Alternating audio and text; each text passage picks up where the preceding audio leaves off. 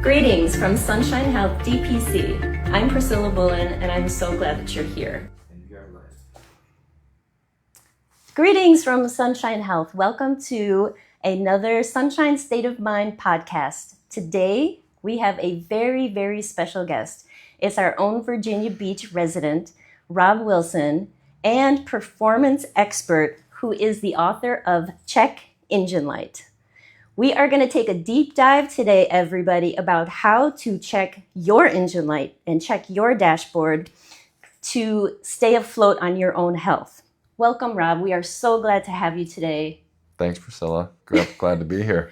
So glad that you're taking your time out to talk with our community about how they can check their health, because very often in a primary care setting, when people come into the office, they are not totally sure as far as how to explain their symptoms or what exactly is wrong with their own bodies. So having that conversation with your PCP or your PCM, your primary care provider, or any provider for that matter, is really important to be able to check your own engine light, check your own health, and have good information to share so you can help me help you. Now, first, Rob, I would love to go into how you were inspired to write this book and some of your fascinating history and the different levels of professionalism you've had in the healthcare community, and how this book came about and what inspired you.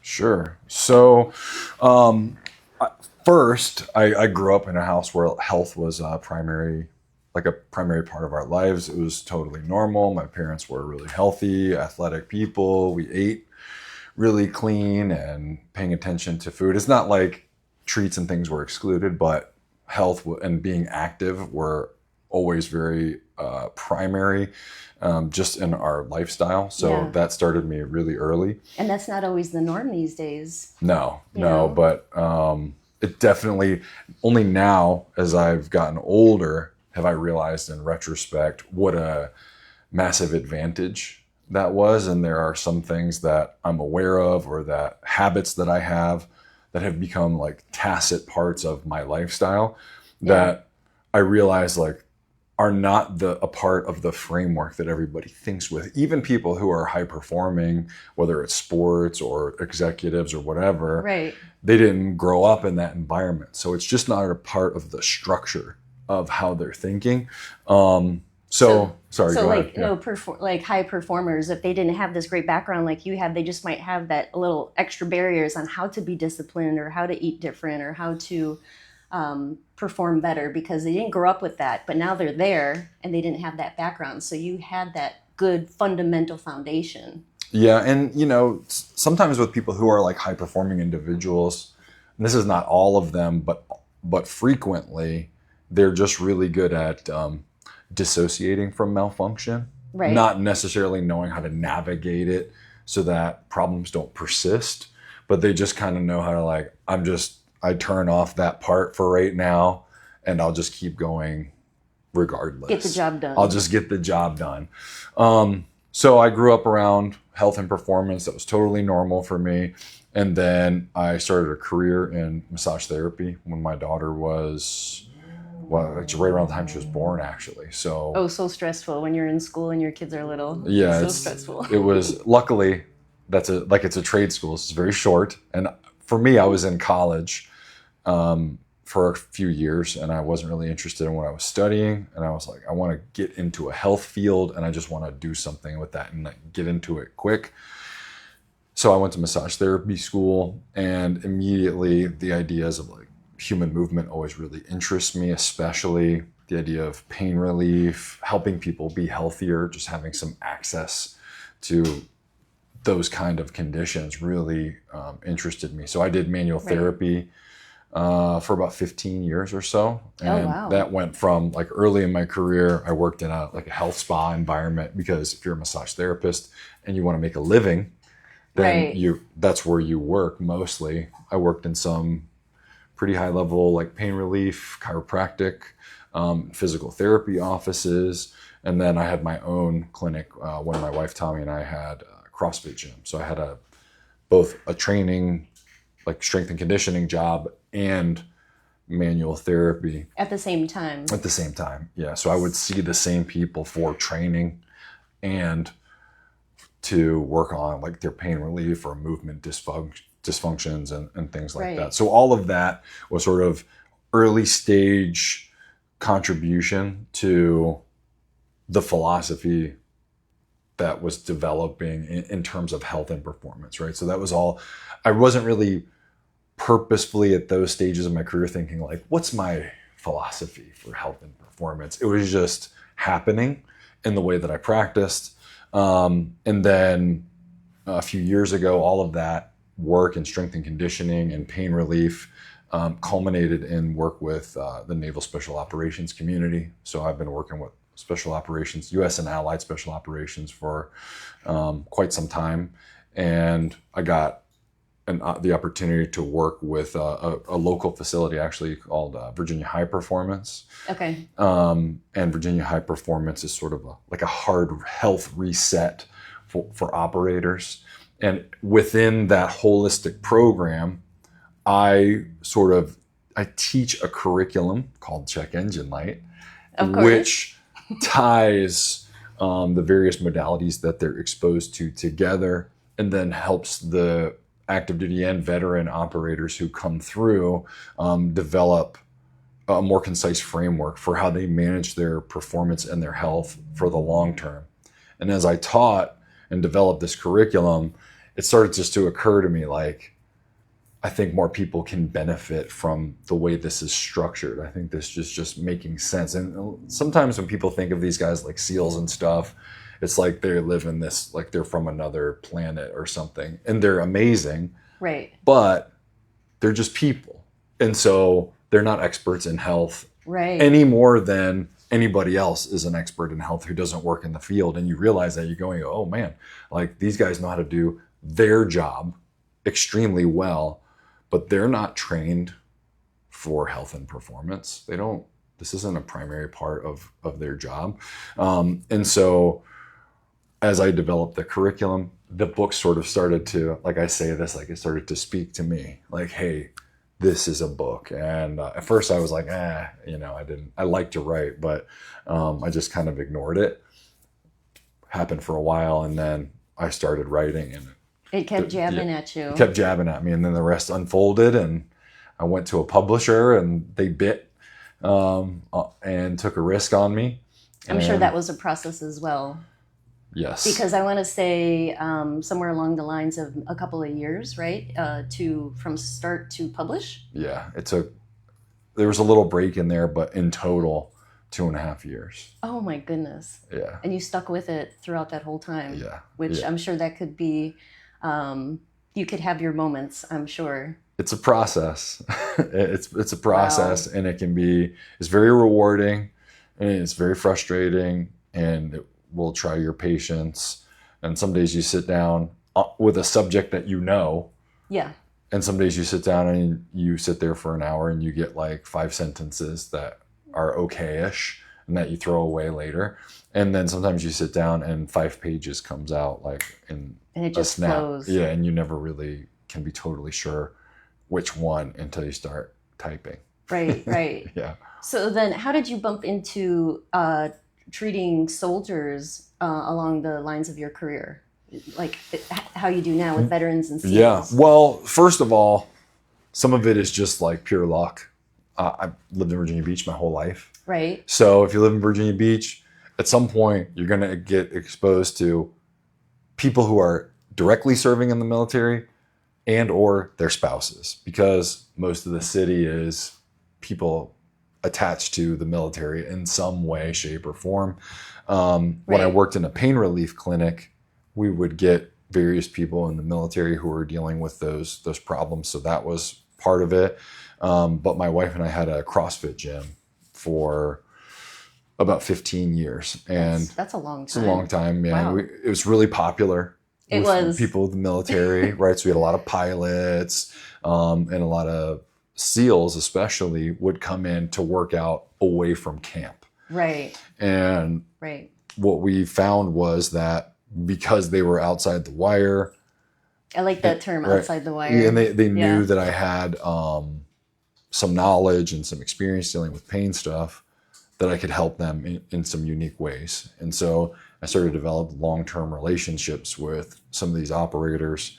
And so it would be like early in their career, all the way through, many of them through like peak global war on terror service time and deployment cycles, all the way to the time that they left. So I Right. could see the entire flow of what an active duty's service member's life might be like. And then in addition to that, how things affected their families, and just the whole component of just familial and social health Right. and all There's that a stuff. lot. Yeah, There's a so lot of components too. there's a lot going on, Yeah, right? And there's so a lot going on. I was really lucky. I got introduced to my friend Alex Oliver that owns VHP and the Navy SEAL Foundation, and just one thing, it kind of all happened really quickly. He and I were having discussions for a long time about how to best help the military community and veterans. And then I was using check engine light as an analogy just to explain to people in the military that just because you start paying attention to what's going on doesn't mean you have to stop everything you're doing all the time. Right. Like, you can still go do stuff and pay attention, and they're not mutually exclusive. Right. And so I was like, it's like a check engine light on your car. You just need some signals that say, hey, something's going on. You might want to take a closer look before things get worse. But it doesn't mean you don't just leave your car in the garage all the time. You still drive. That's right. So that's sort of the analogy that I would use, and it made sense to him. He said, hey, you think you could turn that into a class? And I did, and now here we are, almost exactly 3 years later. Oh, wow. Yeah. So I've And had about 700 active duty and veteran service members go through my course. Oh my since then. goodness, that's incredible. Yeah.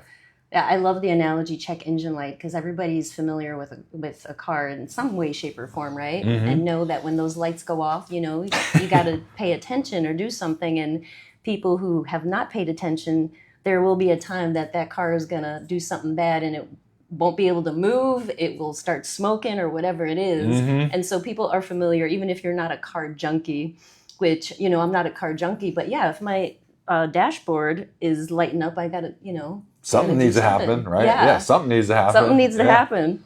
So, and I posted something before our webcast today, and I was I was mentioning like, hey, my dashboard was lighting up and told me I had to pay attention, and it was actually true. So it was my coolant, and I went weeks and weeks, and finally, of course, our producer JD and office manager, I was like, JD, can you help me with this? Can you help me put coolant in my car? I mean, it's something you can easily YouTube, obviously, but I don't know what I'm doing. So fix that problem. But, if I didn't, something catastrophic, I'm sure, just from that one little, Yeah, well, it certainly doesn't help, right? Even if nothing that day happened, we know that it's going to increase the level of stress Yeah, on the vehicle. And in that's some kind of way. in some kind of way, right? So you don't even need to be an automotive expert to know that if you don't put coolant in there, nothing good happens if you keep not doing it. That's right. And that's a really good analogy. Like, okay, I had to ask somebody for help because whether I didn't have time or I didn't really know how to address the problem, that's the same thing as going to a healthcare practitioner. We're Right. not born with the knowledge of what all the signals mean. Right. And so I think sometimes people feel guilty when when they're on sort of the back end of missing signals and they don't feel well, or for example, like if somebody's gained weight that they Yes. don't want or something like that, they kind of go, ugh. But it's like, well, were you trained in these tools? Like, were you just come out of the womb and you're supposed to know everything about how your body works? Like, some people study it their whole lives and are still learning. So sometimes you have to have a little bit of, give yourself a little bit of grace. Right. And go, well, you know what, I'm stuck. I don't know how to interpret what's happening here. And that's the point of having healthcare providers that you trust Right. to help you interpret, like, well, this is what's actually important. Here's what matters. Here's the simple step that we can take to get things moving in the right direction. Yes. So, Very good point. Yeah. Good point. I mean, there's multiple examples of patients where they kind of come in and they have crashed and burned, but the signal of something was wrong had been there for a long time in their own little minor ways and details, but kind of brushed off, and then whoa, then you got a meniscus tear, then you have whatever going on, or you have something going on with your cardiovascular system. But there were some signs. Looking back in retrospect, talking with the patient, it's like, oh, yeah, this does make sense. Something was going on along the way. I was feeling really fatigued and I didn't know why. And I just thought, it's old age. Well, no, maybe it's not just old age. Well, and I think human beings were remarkably resilient. And so we'll find ways to compensate. So somebody chronically has low energy. Sometimes you go, oh, how's your energy level? They're like, oh, it's fine. And they're like, oh, great. How much caffeine do you have? I just like 5 or 6 cups of coffee a day. And you're like, oh, what happens if you don't drink it? I'm really tired. And you're like, but your energy levels are okay. Yes. Oh, no, you might be talking about me. No, I'm not pointing any fingers.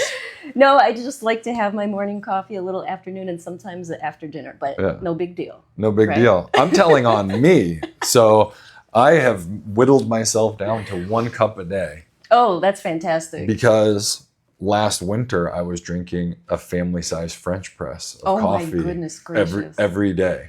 And I realized I was covering up some fatigue. I had a lot of projects going on. I was coming to the end stages of the book. I was staying up later. I was busy. And I was like, I feel fine. And then I'm like, oh, really?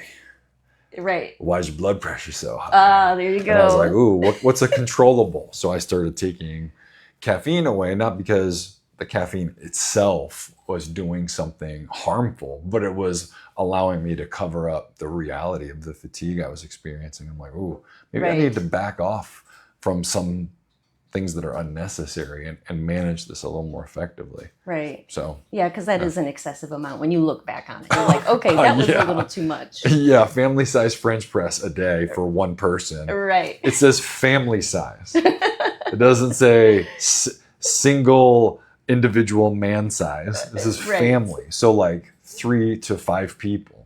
Right. Yeah. Exactly. Way too much. Yeah, that was an obvious indicator for sure.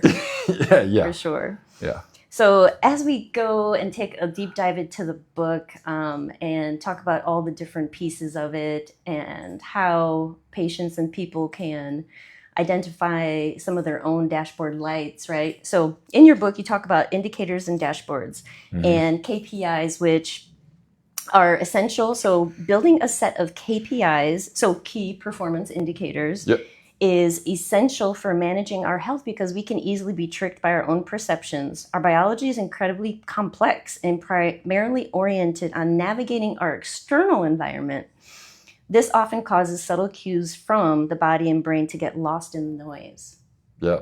So exactly like we were just talking about, right? It's Exactly. easy to get accustomed to what you're accustomed to. We adapt. We adapt. We just flow right to the next thing. This is what I'm used to. Hey, how long you been limping like that? Oh, what are you talking about? Right. Oh, this is just how my leg is now. Right. Right. So we just were made to continue to move. And I think that's, as far as biology is concerned, that's a fundamental imperative, is that we're made to mostly pay attention to what's happening out here. What's going on in the world? I mean, as animals, right? What's going on out here? Right. Are there threats? What do I need to pay attention to? Where are the opportunities for action? A big part of our brain is devoted to interpreting visual information, right? And our eyes point out. So that means a lot of the brain is what's out, right? My ears, right? Right. What's the temperature? Everything is what's out here. Like a primitive kind of, Exactly. Very little is yeah. hardwired for what's in here. Yeah. You have to purposefully develop that. And then the way that we interpret the ideas of what's in here are based on our history and what did our parents tell us about how we are supposed to feel and how do we protect ourselves and all those kinds of things. So it's really easy for those signals to get askew, right? Yeah. And very much so. having KPIs, right, key performance indicators, gives us something that's at least somewhat objective, Right. that says, here's the general direction that things are headed in, and then how can you use that to calibrate how you feel, right? So as it's like if you do blood work, Right. right, and you start to see trend changes in blood markers, and the person says, oh, I noticed I'm feeling like I have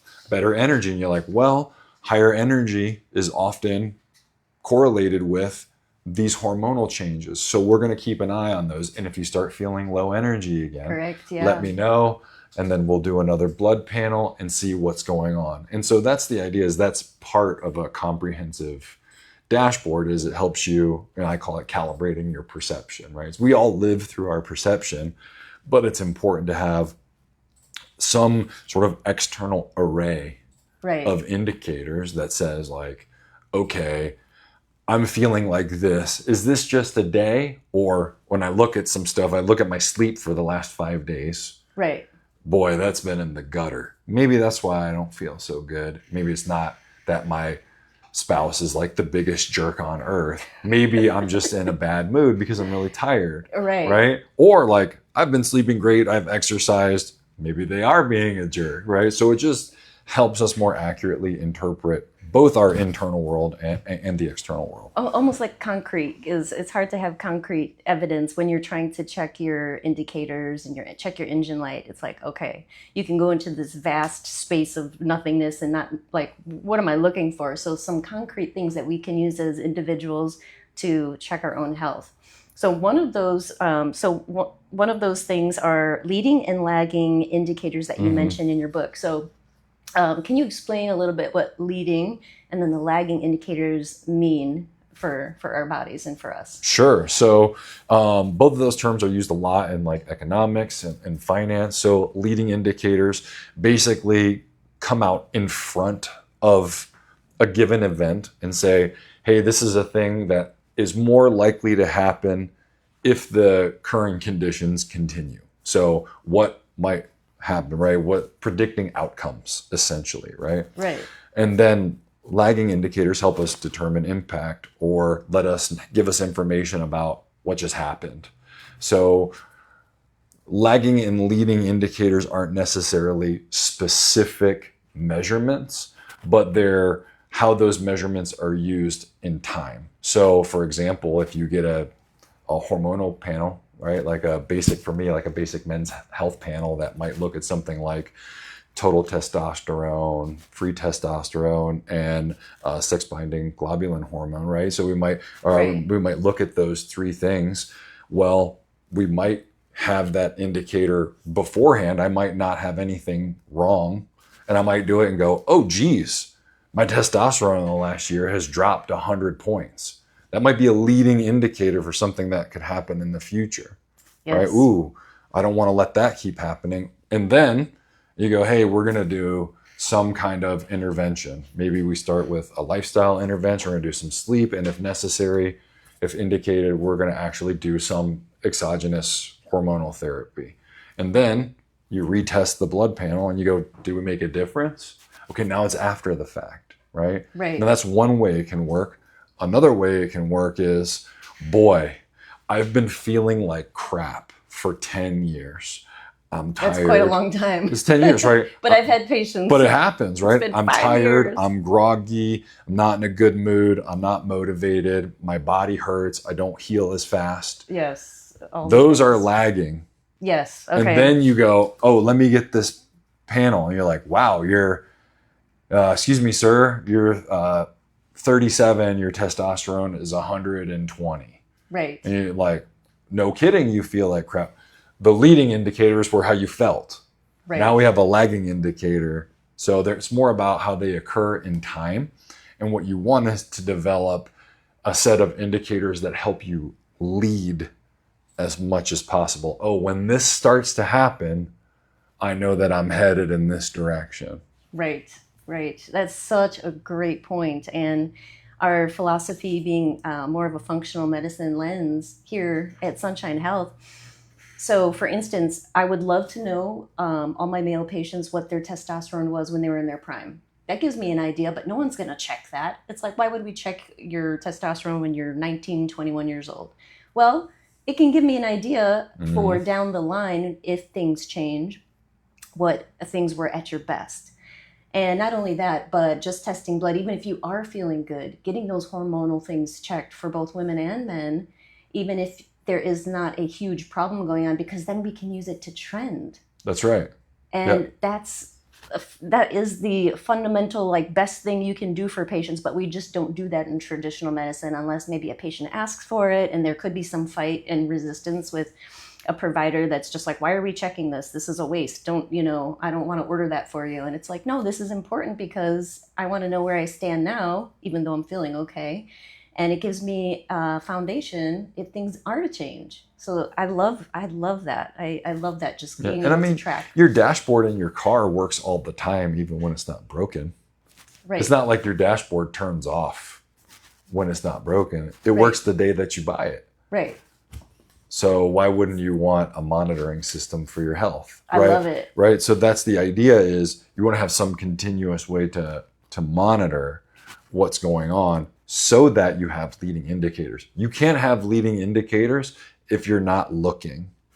So not looking is like, that'd be like, I'm going to wait until I'm broke to look at my bank account. So when I have no more money, now I'm going to go, how much money do I have? That's silly.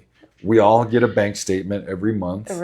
Right? Some of us are a little bit more conscientious than others, but everybody's looking in some way. Nobody thinks it's a good idea to wait until you have $0. And then you're like, what happened to all my money? So you look on a regular basis. Okay, how's the household doing? Oh, hey guys, we're spending a little bit too much going out to eat last month. Or, hey, maybe this isn't the right time to buy a new car. You don't just go, sure, you tweak things along the way. Right. And you can't know that unless you're looking. That's right. That's right. I love it. And then you also mentioned about, like, beware of a data trap. So, and we're talking about having all this information, whether it's your lab work or a wearable, which can give you such great information on your sleep and your heart rate, your blood pressure, all kinds of things. But modern technology has given a rise, so from your book, has given us a rise to hyper-focus on data collection, heart rate variability, and training recovery. But we also have to be aware of the data trap, because we don't want data to tell us, right, how we're feeling. We want to utilize it to to our best extent, but we don't want to have a wearable that says you've had horrible sleep for the last 5 days, so you should really feel bad, and then you feel bad, And then you feel bad. right? Right? Yeah. And these things can also be inaccurate, Yes.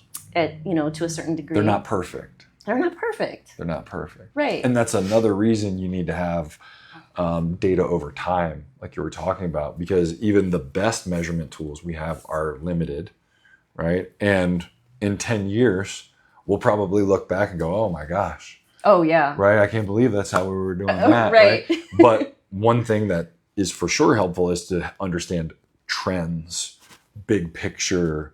That's about data interpretation. A really interesting thing happened recently. I was talking to a friend of mine about this who's a retired SEAL, and he was a collegiate swimmer. Friend of his is a swim coach still.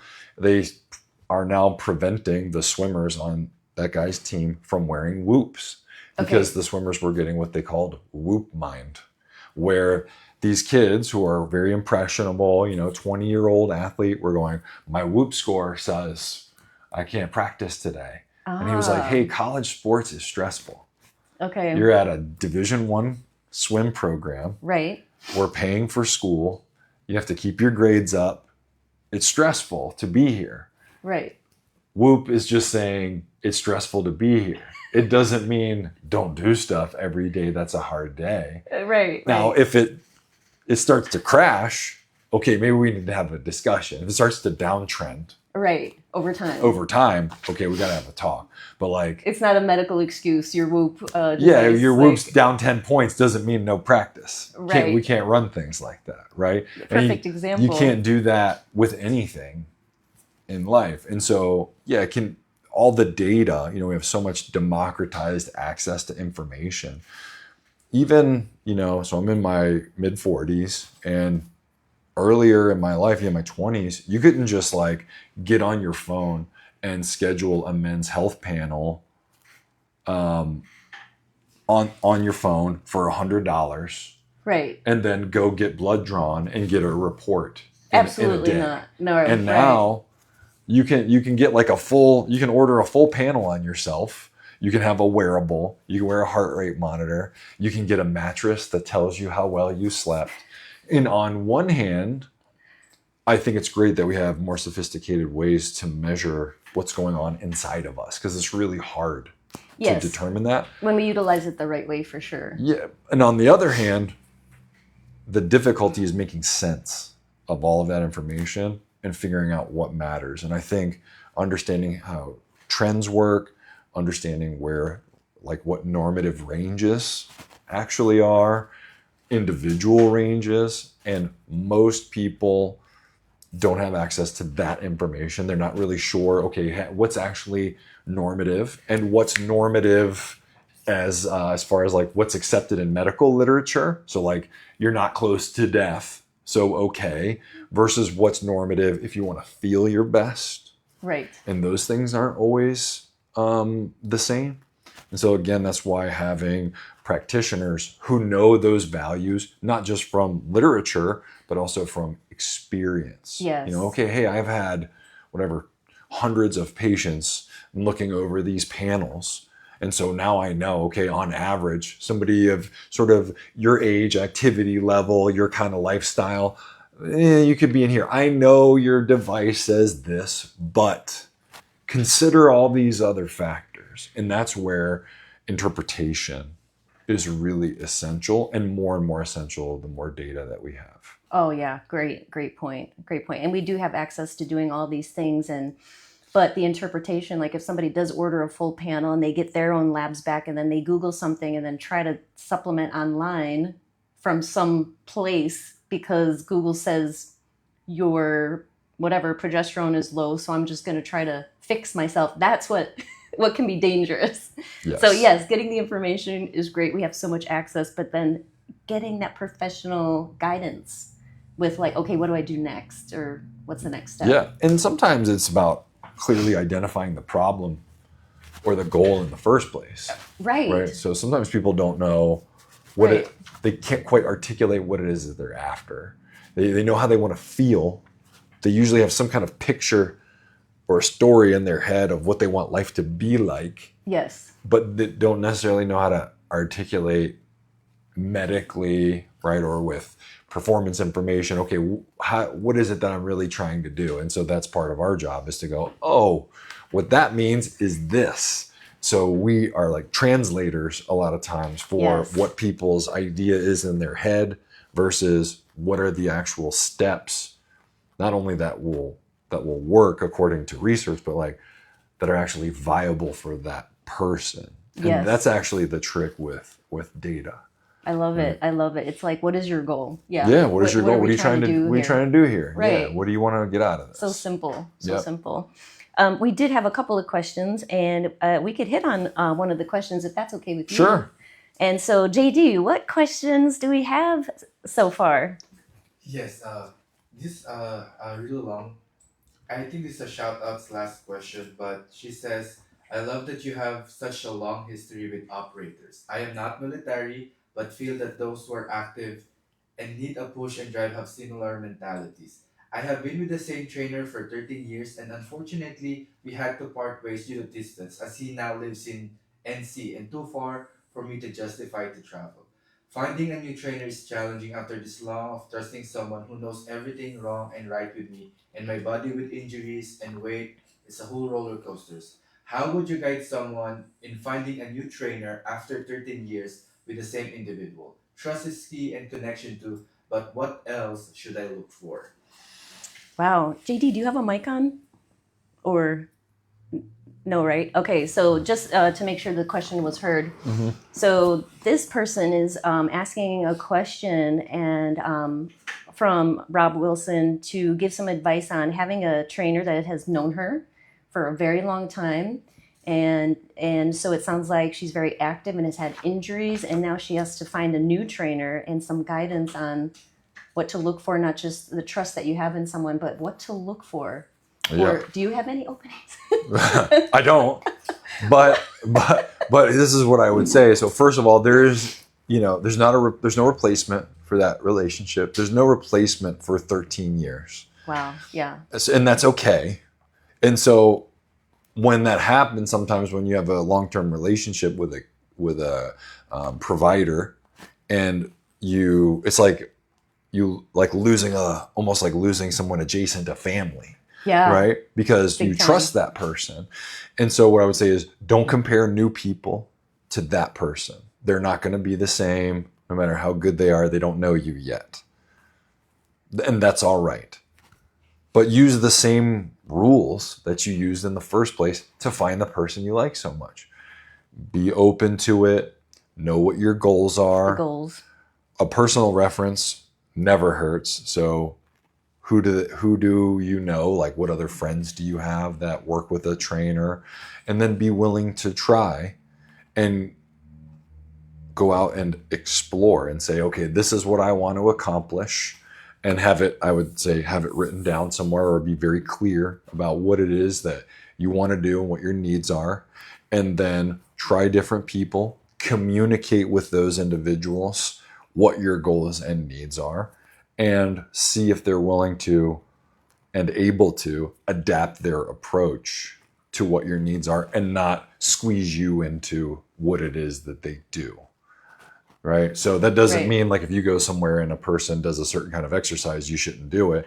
But if they sort of disregard your needs and go, nah, and they just want to shove a square peg into a round hole, Right. then that's not for you. But to find somebody who's willing to adapt, to me, good signs are always lots of listening, lots of curiosity, lots of questions, lots of what's worked for you before, trying to figure out you. As a trainer, these are the things you're Yeah, asking. Exactly. So for your me, if I was going to go to a client. trainer and somebody said like, hey, Rob, what are your goals? What do you want to accomplish? What have you done before? What's your experience? You had a trainer for 13 years? That's wonderful. What were they like? What did they do for you that worked? Right. What would you like to try new? Lots of curiosity, I think, is a good sign. Whereas Yes. if you walk in the door and somebody goes, oh, well, we do TRX here and that's it. You want to do TRX? Welcome to TRX land. It's like, TRX well, lane. that's not for me. Is that a real thing? Right? No, I just made that up.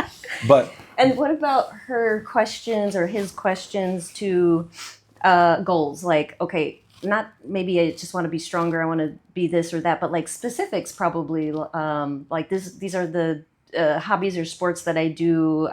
This has been a problem with my leg. I want to be able to, whatever it is. Like, would you? Yeah, and it might take some time to ferret all that out. Like you might not get that on the handshake. Okay. But I feel like in a handful of sessions, is this person curious about me? Would be a real key performance indicator Yes. that I would look for.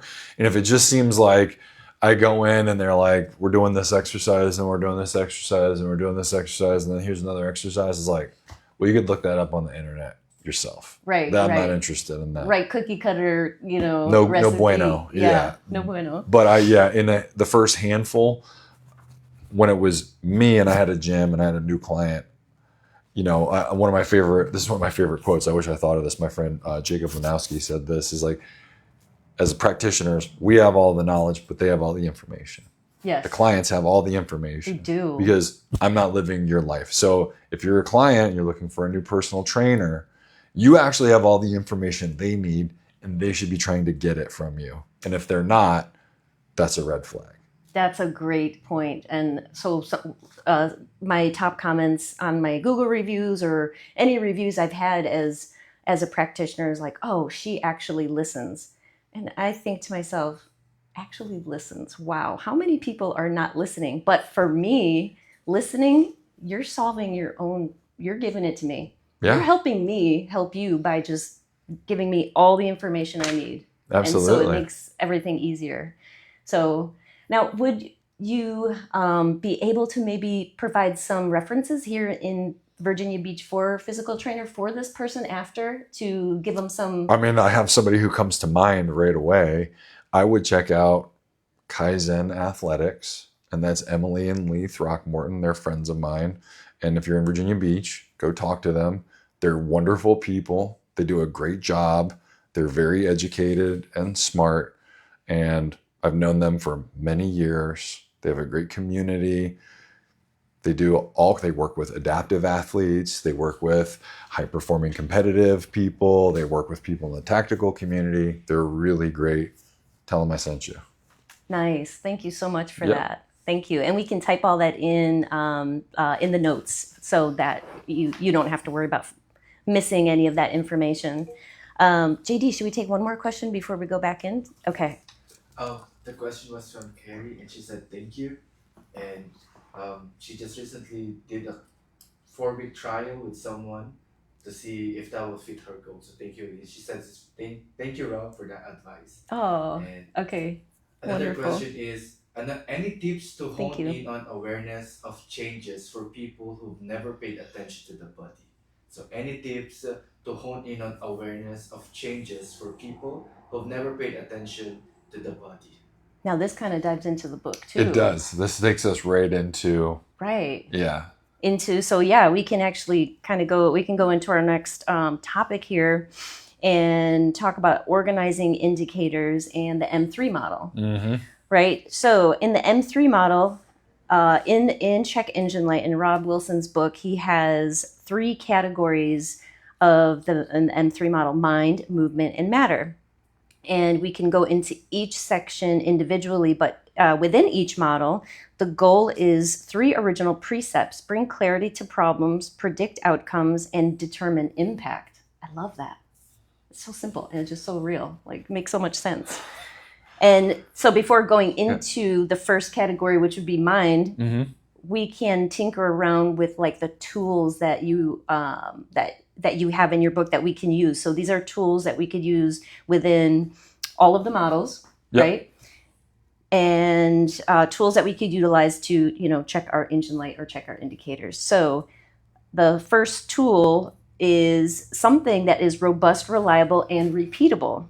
And so going into the first one, robust would be the ability of a system to withstand external demands without degradation in functionality. Reliable, the probability that a product or system will perform its intended function adequately for a given period of time. And repeatable. So in science and engineering, that experiments should be repeatable and get the same outcomes. Exactly. So give us a tangible idea of those mean. Sure. So I'm going to back up a little bit and then I'll bring it back around to that, Yes. if that's okay. Absolutely. So when we start to think about how we can organize all this information, we have this idea, right? We want to have this dashboard of indicators and we can look at data and wearables, and all of that stuff can be overwhelming. And like the question that JD just brought up, right? So if I've never paid attention before, what do I pay attention to?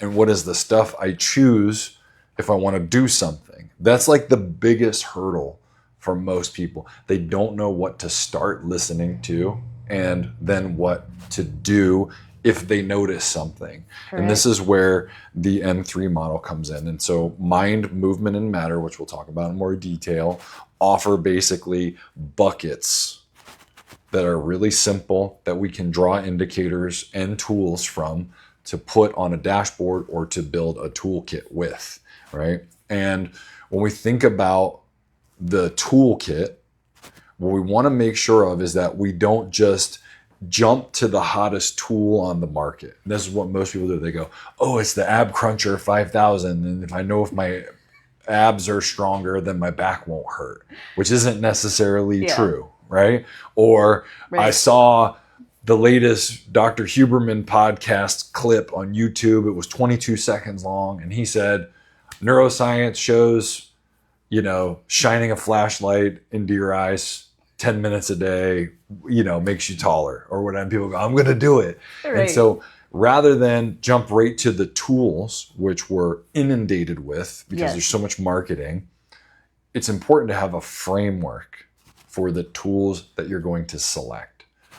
That's robust, reliable, repeatable. That comes from my good friend, Mickey Shook, who's a self-defense instructor. That's his framework for deciding what tools you might carry on your person or things like that. And I transposed it for the purpose of health. And he knows it's all kosher. It's all kosher. It's all kosher. Yes, I love it. So I love robust is, will the tools that you choose stand up to the stress of use and life?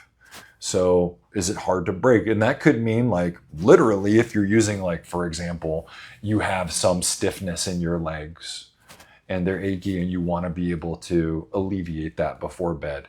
If you use a tool that you buy for that, will it actually stand up to your household? So if this thing's kind of, brittle in manufacturing or it's a little too fancy and you've got 4 kids and 3 dogs and it's going to destroy this thing, it's not robust enough for your house, right? It's not going to stand up to the use. But also, is it easy for you to use, right? So robustness, like in engineering or in like systems manufacturing or systems engineering or manufacturing, means is it easy to deploy, or if one thing goes wrong, it all falls apart. So if I have a 12-step process for going to bed and getting a good night's sleep, and one of those dominoes doesn't fall right, does the whole thing fall apart? That's not robust. So I want to make sure that the tools that I'm going to use to help me are robust. Will it work at home? Will it work when my kids are sick? Will it work when I travel? Will it work when I drive all day? Will it work if I have too much caffeine? Will it work if I get in an argument? How many ways will it work? That's robust. That's robust. Right? Makes total sense. So that's robust. Then reliable is consistency of outcome. When I use it, does it give me what I'm after more than it doesn't? Right. And the only way to know that is bring clarity to problems and identify outcomes. You have to know what you're trying to achieve in order to know if a tool works reliably for you. Right? Correct. And then last is repeatable, which means, do I know how to use the tool? And you talked about repeatability or like reproducibility in a study, right? So if you have a reproducible study, that means if Priscilla at Sunshine Health does a study and you show all of your methods and you hand it off to Rob Wilson at Wilson Health and Performance, you go, here's the methods. I should be able to read your methods and execute that study exactly the same, right? That's repeatability or reproducibility. With tools, that means I understand how this thing works well enough to do it the same way over and over. So if you're like, how should I sleep better? And I'm like, here's the Sleep Tech 9000, and it's got a 1-inch thick manual in order for it to work. Right. You're not going to know how to use it well enough to get the outcome. And so those are the things we want to be thinking about. Will it hold up to the demands of life? Does it give me what I want with frequency? And do I really know how to use this to its full potential?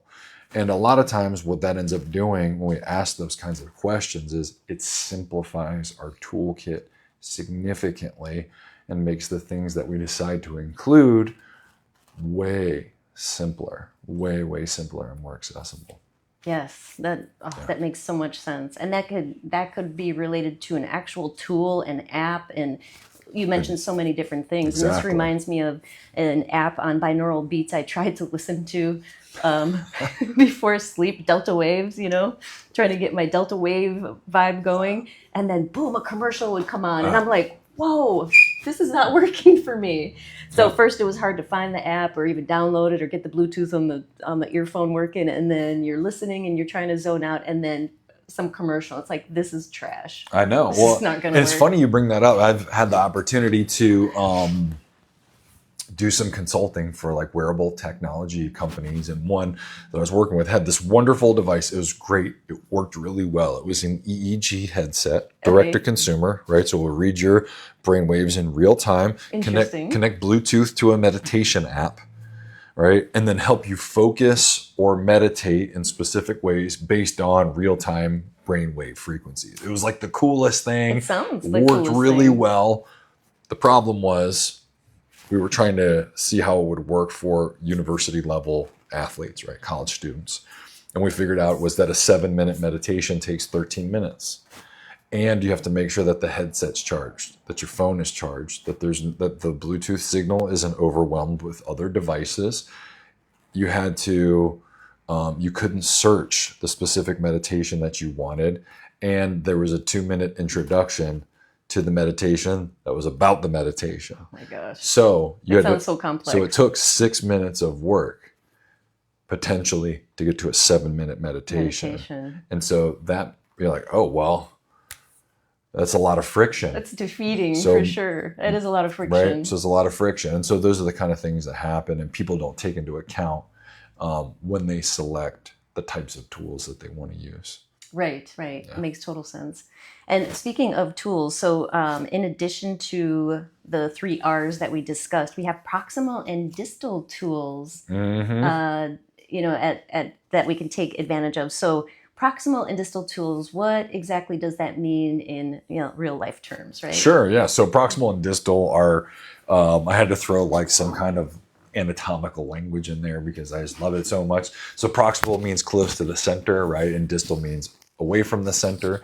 So if you think about the layers of tools you might use to support health, there are things that are easily available to you. They're close, they're accessible, you have them around. Then there are things that might be farther out on the periphery that will still work, but you might not have as much access to. And an example I use of that a lot is, okay, I have a really good massage therapist that helps me with my back pain. And you're like, great, that's awesome. How often can you see this person? Right. Every 8 weeks, every 10 weeks, every 12 weeks. It depends on the person, right? But most Right. people, it's not twice a week. Or it's not same day appointment. It's not same day, right? Right. And so it's like, okay, well, what is your proximal management strategy? What dietary changes can you make? What stretches do you know? What exercises can help you? What setup do you have in your bedroom so you can sleep more comfortably, right? Those are proximal strategies. And often, even if they're not as powerful in magnitude, because there's so much frequency, they have a lot of effect over a long timeline. So, if you're doing things like a peptide therapy or a PRP or something like that, those are very high magnitude Right. interventions where they're really powerful and they work generally very, very quickly, right? But they're not always available for everyone all the time. And so it's like, okay, Correct. in those gaps, what's your toolkit? And so then you go, okay, well, I'm going to use these high magnitude interventions when I have access to them. But in between, I'm going to make sure I'm stretching or I'm foam rolling or whatever the other things are that work for that individual. that work for you, and those are the proximal tools, right? So proximal, and there, so it's not a difference in effectiveness, it's a difference in access. Right. Makes total sense. And that makes me think, like, I've been planning to like go back swimming because I love swimming, right? And go to the rec center, go do some laps. And anytime I get up and think about it, I'm like, well, I don't have my swimsuit ready and I don't have a bag packed, and like it's not happening because those things aren't there. So that makes me think, well, if I had a bag packed and I had everything I needed ready to go right at the foot of my bed, like there's no excuse. I can make that super fluid and make that actually happen. So that's kind of a proximal. It is, and it tool. it leans into something I talk about later in the book, which is systems over discipline, right? Which is, okay, it's some people like, gotta be disciplined and you gotta do the same swim and you go on these days, and that's part of it. But some of it is, I'm gonna put a system in place. So it's like, on the weekend, I make sure all the swimsuits that I'm gonna wear for the week are clean. I put them in the same place so that I have to see them. I don't put them away in the drawer, because if they go in the drawer, I won't think about it. So what I do is I put them on a hanger in the closet where my jacket is. And so when I open the closet, I take my jacket and I go, swimsuit, and then I put it in my bag. And that's a system Right. that you start to get into a loop. And then once you're in a loop, you go, oh, well, now I just know that that's the thing I'm going to do. Now it's just Right? memory. Now it's just memory. Muscle memory at that point. That's right. You know. Oh, that's great. So before we delve into the M3 model, I think we have another question that we can take. Yes. She's asking, I am always working in on the go. What are the simple, everyday habits that can help prevent those warning signs from showing up in the first place? Working in what? I'm sorry. She didn't say, but she said always working and always on the go. Oh, What are okay. the simple, everyday, she probably is very busy, little habits that could help her, like in her busy schedule, to see or prevent those warning signs from showing in the first place? So I'll say two things to that. The first is, there's no never having warning signs, because we're human beings. So it never goes perfect. There's never a time when there's nothing, and if there is, it's very short-lived. Even if you do everything right, because we don't have control over everything. So we would like to feel like we can exert total control on everything. There's some utopic moment where we feel perfect all the time, and it doesn't exist. I haven't seen it, even in the highest performing human beings on the planet. The second thing is, the small habits that you can start are these very proximal tools that we're going to talk about, right? And so some of them are very low friction. They don't require any technology. They don't require any money. They don't require much time. So that's some stuff we'll get into here in a bit. But Great. don't think any habit that you have will keep all of the lights off all the time. This is not a realistic expectation. No, our body is constantly trying to maintain homeostasis or a balance all day long. So Yeah. there's never that aha moment where you just feel like And utopia. it changes. We're not machines. We're biological organisms. So you 10 years ago is not you 5 years ago, is not you a year ago, is not you a year from now. And so the things that keep the dashboard lights calm now might not be the same thing that work in That's the correct. future, right? And so it's always going to be fluctuating and changing. What matters most is that you keep paying attention and you keep adding coolant, right? That's what matters. But there's going to be something. Okay, you fixed Now it. I know how to do it. Right now you know how to do it. And so it's an always process. It's not a I'm done. There's no time for that. Right. Yeah. Right. Makes total sense. They're a complex human body. Mm-hmm. So moving on to the M3 model, mind being our first category, right? Yeah. Mind, the collection of our internal thoughts, feelings, and perceptions. And you also mention in the mind section the triune brain. Yep. So we can start to break down this section a little bit. Sure. Yeah. So in the section of mind, One thing I try to make clear, and I think I do a pretty good job of it in the book, is that, I'm not a psychologist, I'm not a neuroscientist, and I try not to get too heavy into the details. I try not to get lost in the weeds or get too esoteric with it.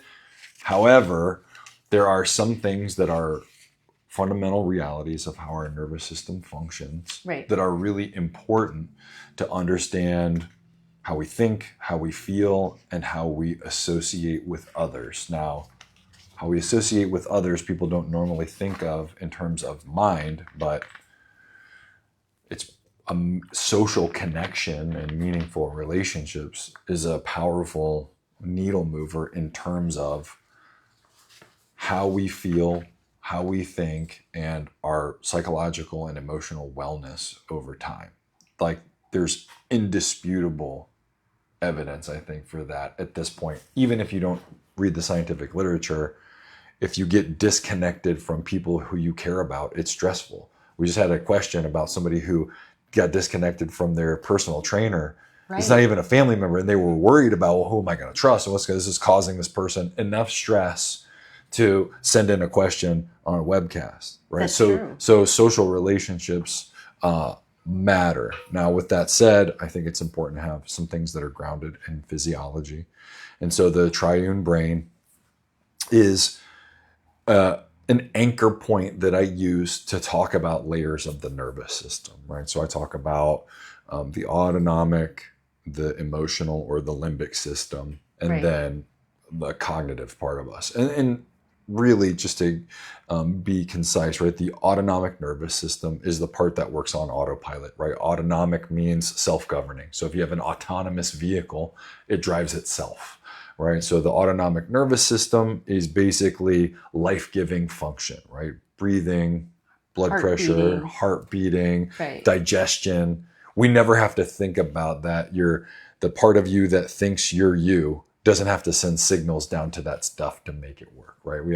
We take something like 24,000 breaths per day. You'd never have to think about one ever if you don't want to. They just adjust to internal and external feedback and constantly make adjustments based on those levels of stress. Now, the autonomic nervous system has two components, right? It has sympathetic and parasympathetic. And the sympathetic, I think of as the gas pedal, right? Sometimes people think of it as like fight or flight. And that's all about upregulation and increase in energy use. The other part is the parasympathetic, and the parasympathetic is downregulation. I think of that like the brake pedal. And those two things are always working in concert with each other. Often they're presented as being competitive, but really they're cooperative. They're always working with each other. How much we are of gas and brakes depends on the situation. That's right. Depends on how much sleep we got last night. Depends on what kind of food we've been eating. So there's a lot of things that affect how much we are one or the other. How they relate to each other over time is based on what kind of stress we're exposed to. But all of those things, and that's why we measure things like heart rate variability and resting heart rate, because those can be a reflection of how that autonomic layer is responding to stress that we're... Like healthy response of it. It could be healthy, or we can just watch trends and go, oh boy, my heart rate variability, like on Whoop or on Aura, is trending down compared to where it normally is. And that's a reflection of how that part of the body is responding to stress. And interconnected with that is the limbic system, which has a lot of different functions, right? So we have memory consolidation, threat salience, right? This is where our emotional storehouse is in the limbic system. Of course, it's connected to other parts of the brain as well. Primitive amygdala. Primitive amygdala, right? Which has a lot to do with fear. What are the salient threats in the environment? And then the amygdala talks to other parts of the brain. Hey, something's going on. You need to wake up and do this thing, right? So it starts to send out signals. And a lot of the way those emotional systems function are based on historical experience. So what else did we read in this similar way? Play the same keys on the piano so that good stuff is more likely to happen and bad stuff is less likely to happen, right? Positive and negative valence, they call that, right? Right. Something I think that's important to say about the emotional system is, first of all, emotions aren't like things that happen in a cloud somewhere. That's like a separate story about how we feel about stuff. Emotions are real, physical, physiological events that happen. They're an experience that we have, but we have wiring, like we were just talking about. The amygdala is wired to the autonomic nervous system, but it's also determining how we view the experiences we're having and how our physiology is responding to those. So the stories that we tell ourselves, the emotions and feelings that we have affect how our stress physiology responds to those things, both in real time and over time. And a quick anecdote that I use a lot is, this is a couple years ago now. I'm sure you've seen like the vacuum seal things for blankets. Like you put blankets in them and they use the vacuum and it like shrinks them down. Safe spacing. Yeah. Space saving. Exactly. And it turns it into like a filing cabinet. So I was at the laundromat in the winter. I was pulling those out and washing a bunch of blankets from my home at the laundromat using these industrial washers. And I was pulling stuff out of the dryer at the end of this like 3 hour time period of washing and drying all of our stuff. 3 hour tour. Yeah, it's a 3 hour tour, exactly. And so I'm shaking out the last blanket and men's underwear fell out. That wasn't mine. And I was immediately just red-faced and furious and clenching fists. And my whole body got tight and the world got this big and I couldn't hear anything. And my wife knows this story. Like she's the first person I told. Yeah. And I was like, I had an immediate enraged. fight or flight response. Yeah. Right. And then very fortunately, I thought, hey, silly, you're at a laundromat. It's probably the underwear of the last guy to use the dryer. Right. Right. And also But your first thought was not that. It was my first thought immediate. was not that. I told myself a story.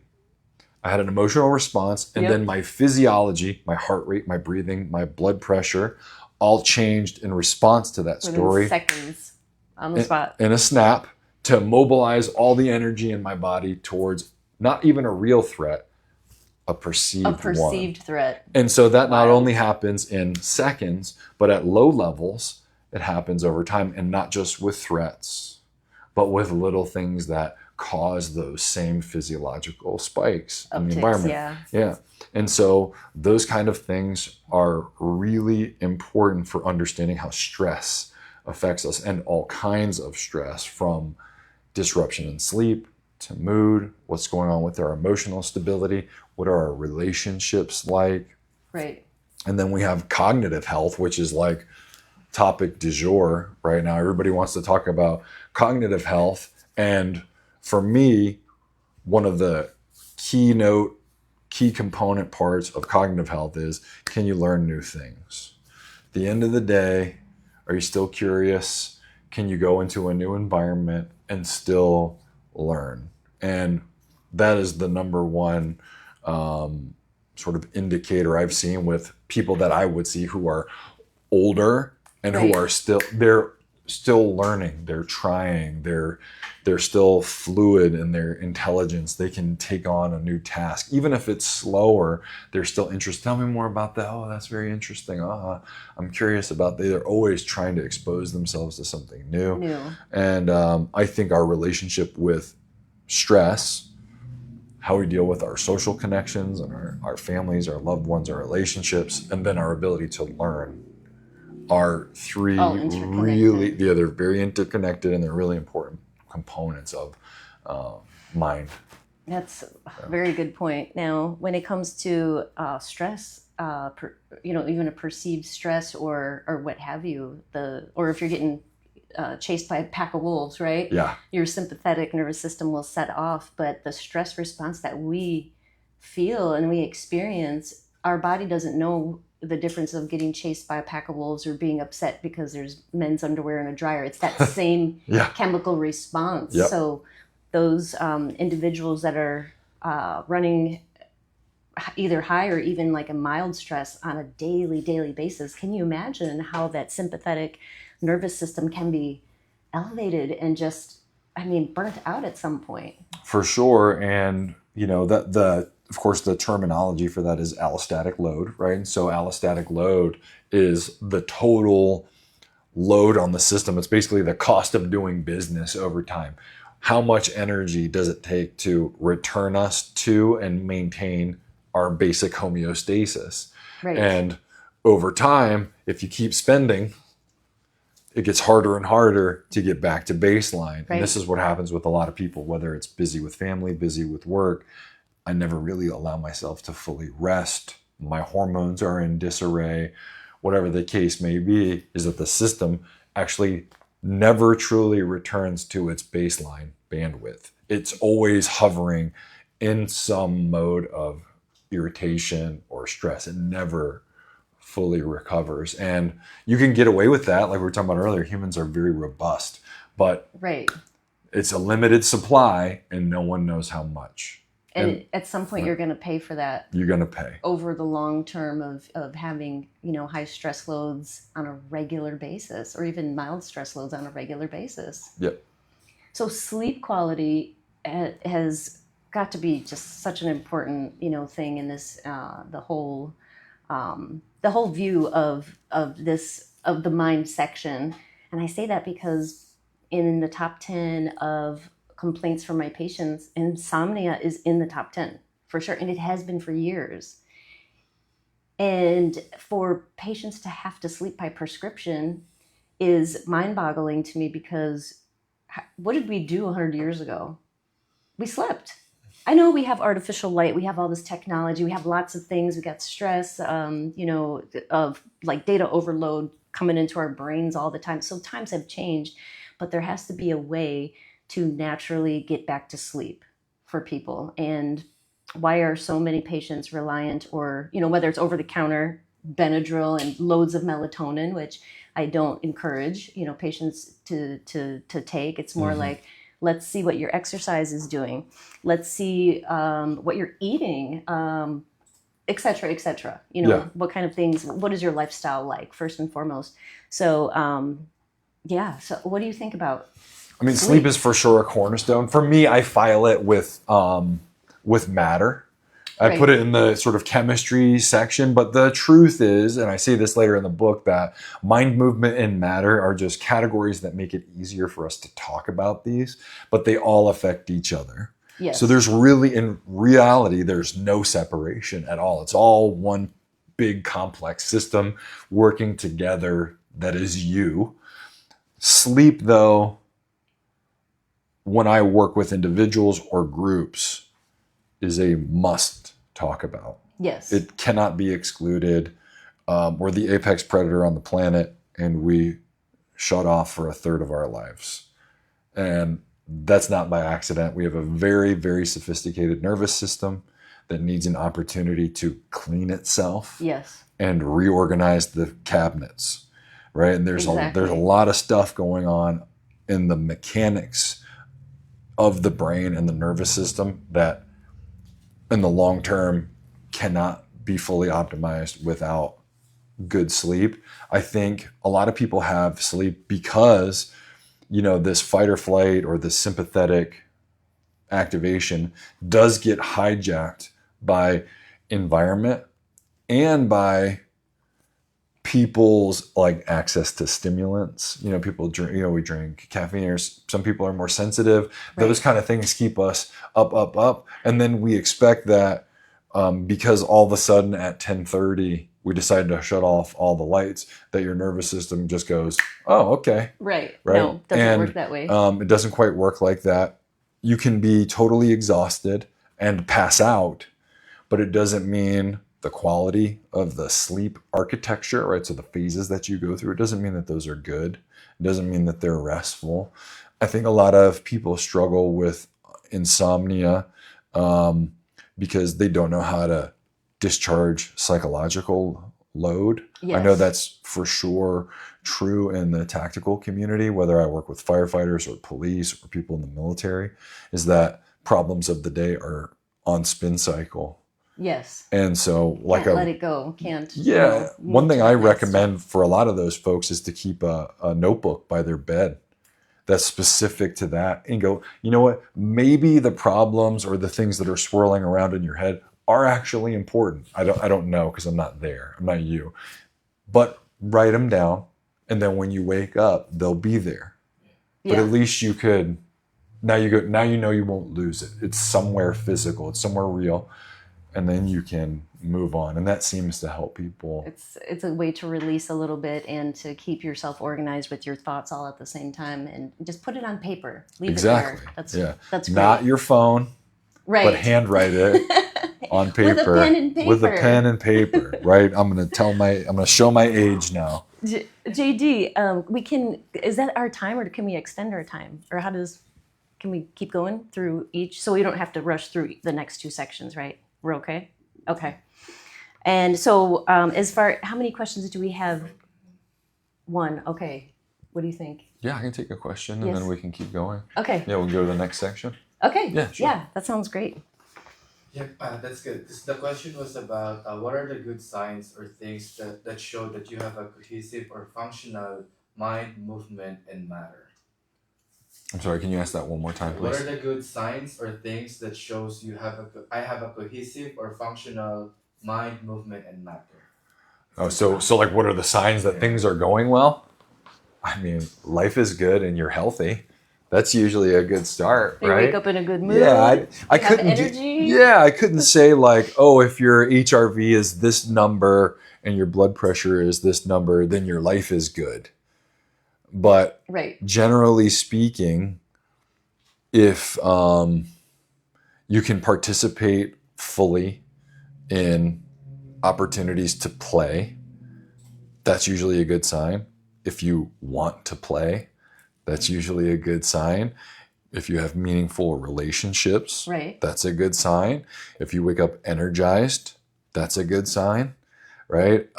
If you're pain-free, not always, but mostly you're pain-free, Most of the time. Right. that's a good sign. If you have hobbies that you enjoy, and that you can actually complete the function to do those hobbies. yeah, you can do the function. Not like I'm grinding through the worst tennis elbow ever so I can play pickleball one more time. But like Right. your body doesn't hurt. You go to pickleball a couple times a week. You have a great time with your spouse and friends. You go to dinner afterwards. You high five each other. You have a great night. You go to bed.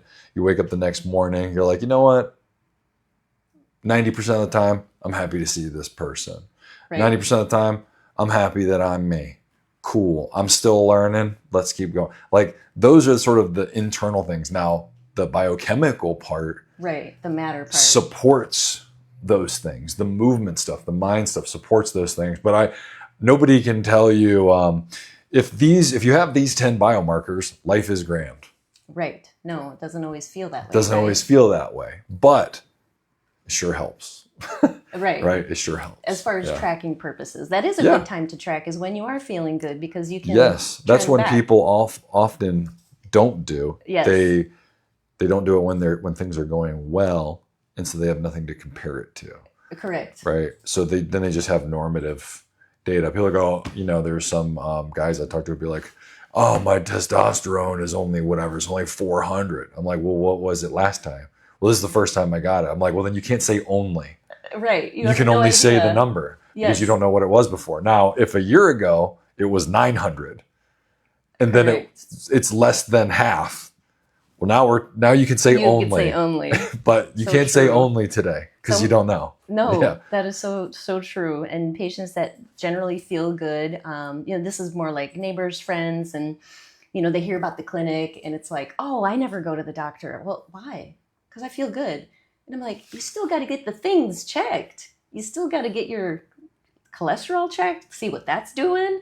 You got to get some things checked, preventative care wise. Yeah, So I push that often, but it's funny how people, they just assume, why go? I feel good. well, at least go and get your annual checks, Yeah. especially in your 30s and so on. But in your 20s too, there's some things that, especially if you have family history and things like that. Yep. So just moving back to mind, if before we go to the next M3, to movement, I wanted to make a point. And this is something I thought about before our webcast, reading your book. And I thought, okay, so I've been meditating for about 2 years now, consistently. In the beginning, it was not easy, right, to get into the routine of it. Mm-hmm.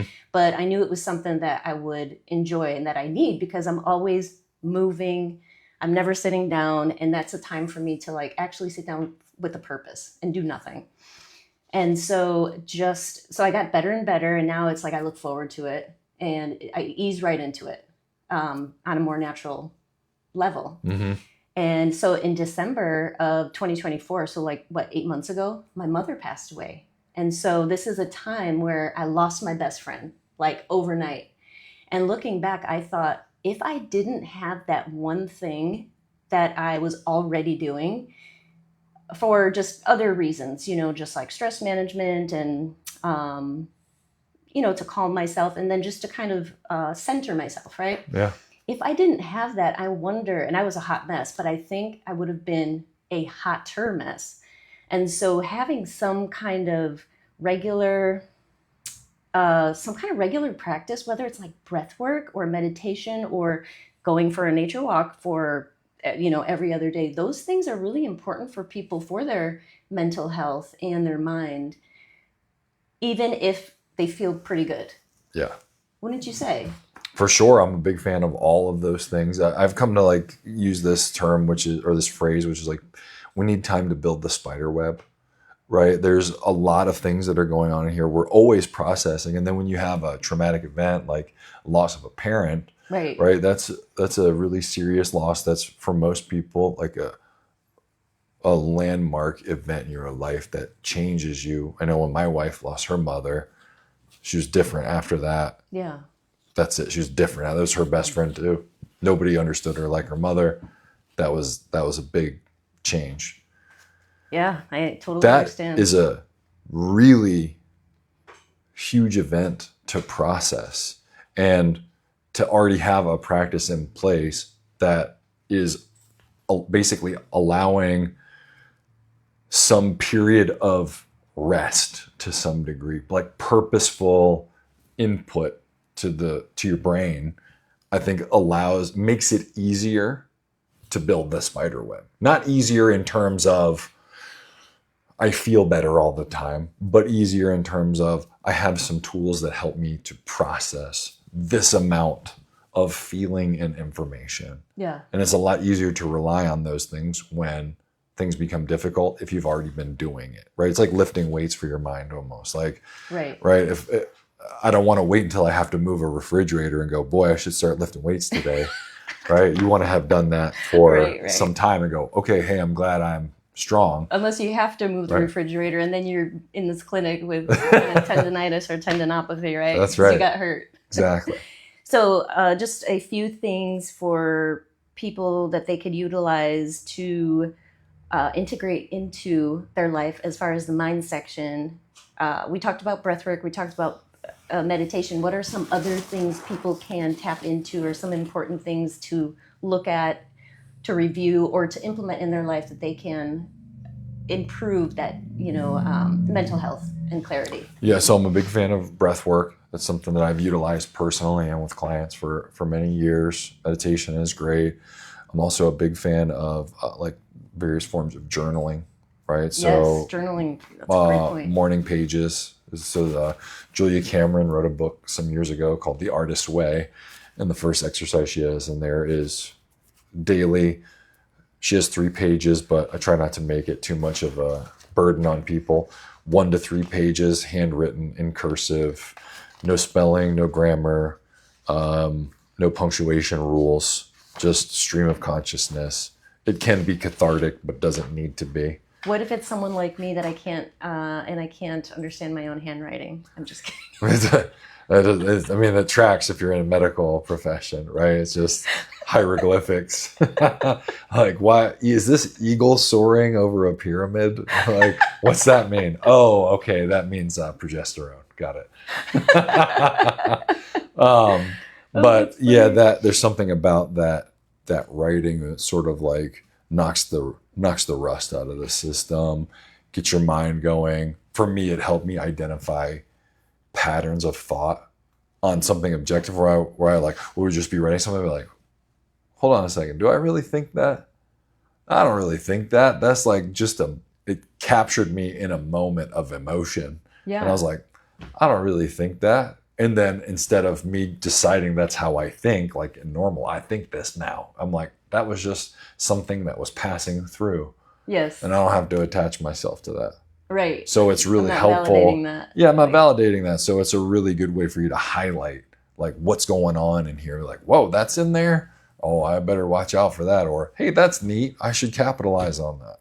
Yeah. Right? I love that. Yeah, journaling. I think a lot of people can definitely benefit from journaling, and with our digital age, it's just a reminder to go back to that. I mean, to buy a journal or a notebook or something like that. Which I mean, you can get a composition notebook for 99 cents. For 99 cents and a pencil, and no problem. That's right. That's right. And then, so we said journaling, and then breath work, and any type of breath work that you are like a big fan of for a particular reason. No, what I would say is know what you're trying to achieve, know how to measure that, whether it's subjective or objective, Okay. and then utilize that breath work pattern for a given period of time, whether it's, the most common people have heard of is like box breathing.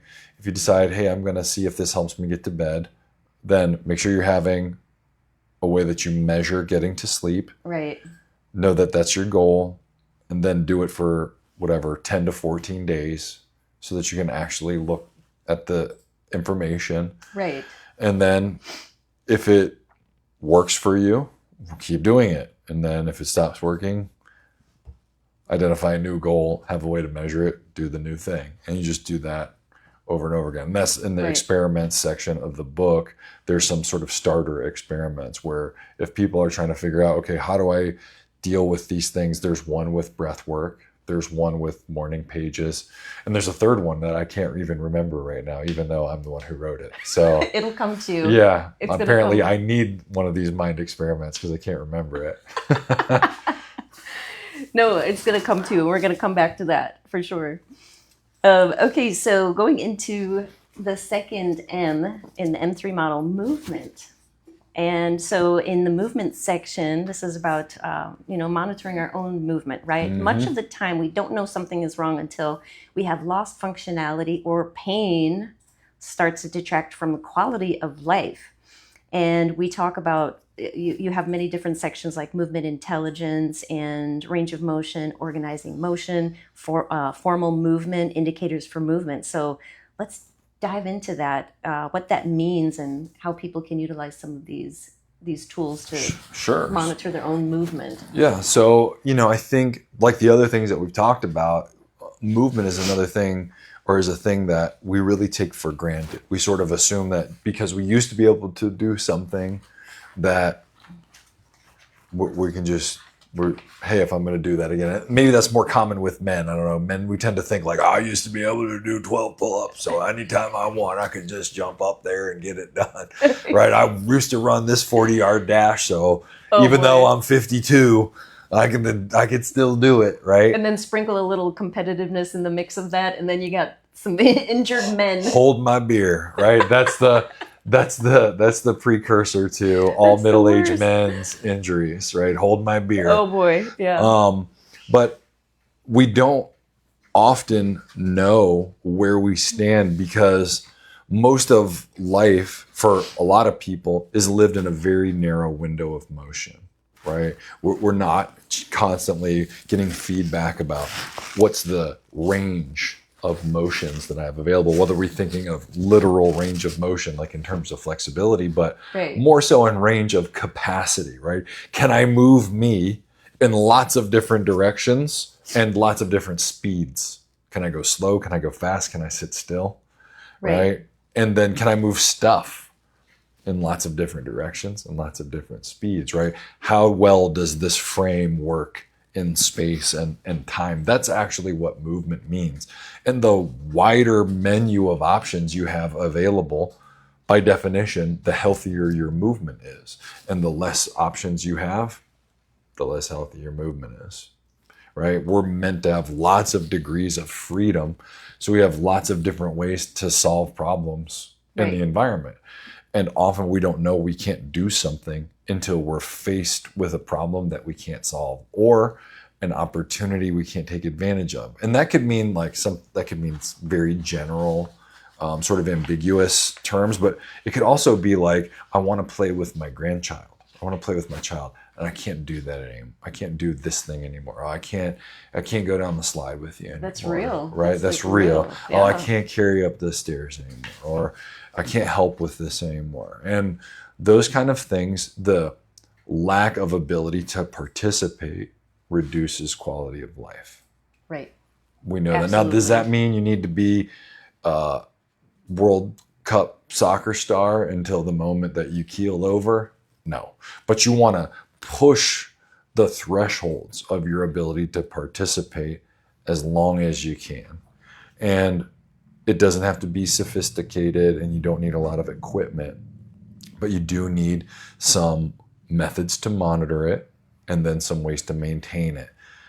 I'm not a zealot about any of that. People are like, oh, you gotta go lift heavy weights. And I'm like, you have to resistance train. You have to move against resistance if you want to maintain like strong bones and muscles and full range of motion. Sarcopenia is real. It's As we real. age, we are going to lose our muscle mass. But there's a lot of ways to skin that cat. If you like Pilates and you know you're going to stick with it, I'm not going to argue with you. If you like to lift weights and you know you're going to stick with it, I'm not going to argue with you. If you like hot yoga, whatever your thing is for your personality and what you have time for, what you like, stick with it. Yeah, and you're going to stick with it. Yeah. Get after it. And in turn, all of those practices also serve as indicators. So they're tools that can help you maintain your movement capacity, but they also become feedback loops. So if you go to a Pilates class for 10 years, and even though it's a little bit different every time, you have 3 warm-up moves that you always do. What you start to notice is like, man, the last couple months, that thing that I used to be able to do really well, I'm not doing that as good as I used to. Or since I got in that car accident, that move I could do no problem, that's been more challenging, or it's been a little more painful. That's a light on my dashboard. Well, not necessarily I should stop doing Pilates, which is what most people do. They go, I should pay attention to that. Yes. Okay, I know this move doesn't hurt me because I've been doing it for 9 years. Let me get some help and go, hey, Priscilla, I don't know why this is happening. I've tried a bunch of things, but there's this thing in Pilates that never used to hurt.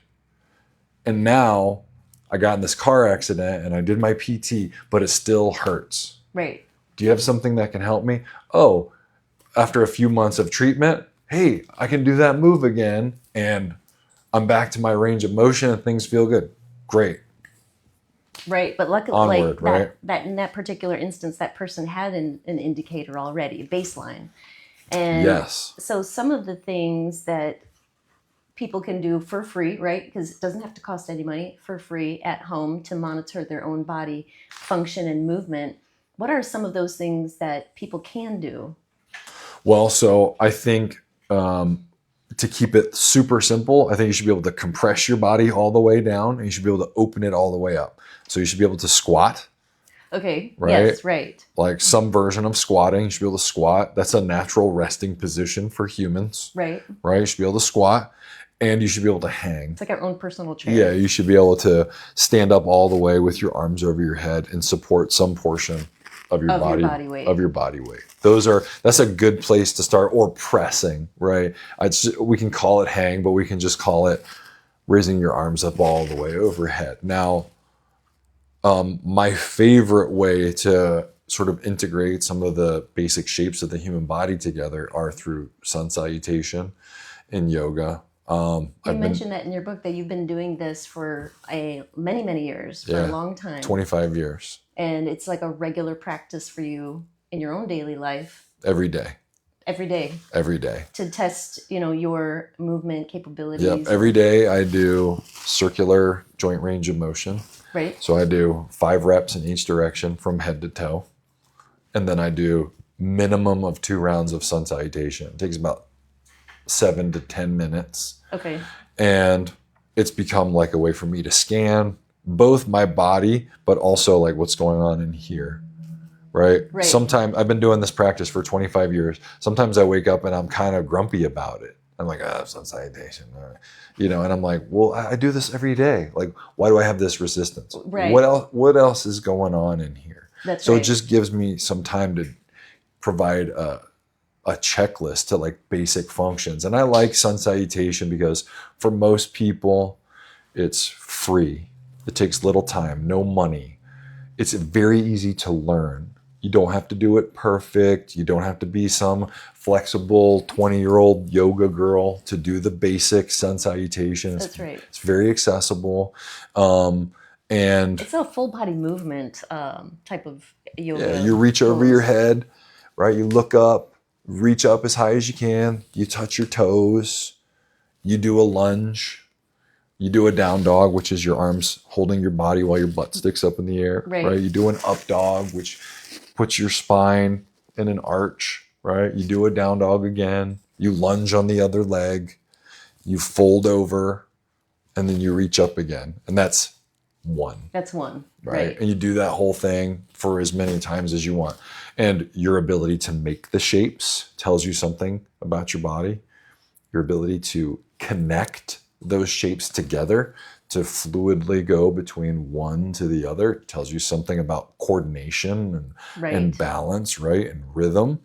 And your ability to breathe in those shapes tells you about how your nervous system is responding to those positions. Right. And it's Absolutely. like something people have done for thousands of years is a really good way to become aware of what's going on with your body, right? Yoga has had this figured out for a long time. Sometimes we like to think because we have gadgetry, we have like these fancy awareness devices, but sometimes it's just actually going through actions while you pay attention to what's happening and then doing it with ironclad consistency Right. over a long period of time. And if somebody's watching this right now or watches this in the future and you go, well, I don't have that history.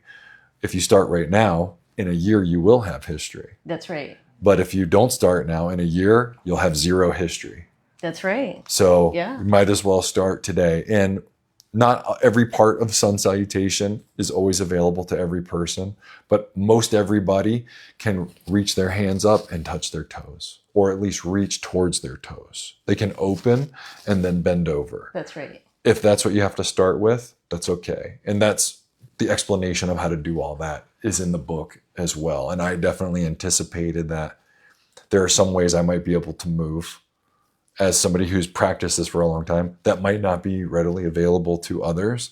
So it's broken into sections so that you can try it in pieces first. Okay. And right. then build up to it if that's what you need to do. And if you're not sure, then talk to somebody who's a qualified movement professional, right? A strength coach, a fitness expert, a physical therapist. If you're working with an orthopedist, like whoever your person is that you trust, then say, hey, I would like to do this as a way to check in with my body and get some regular movement.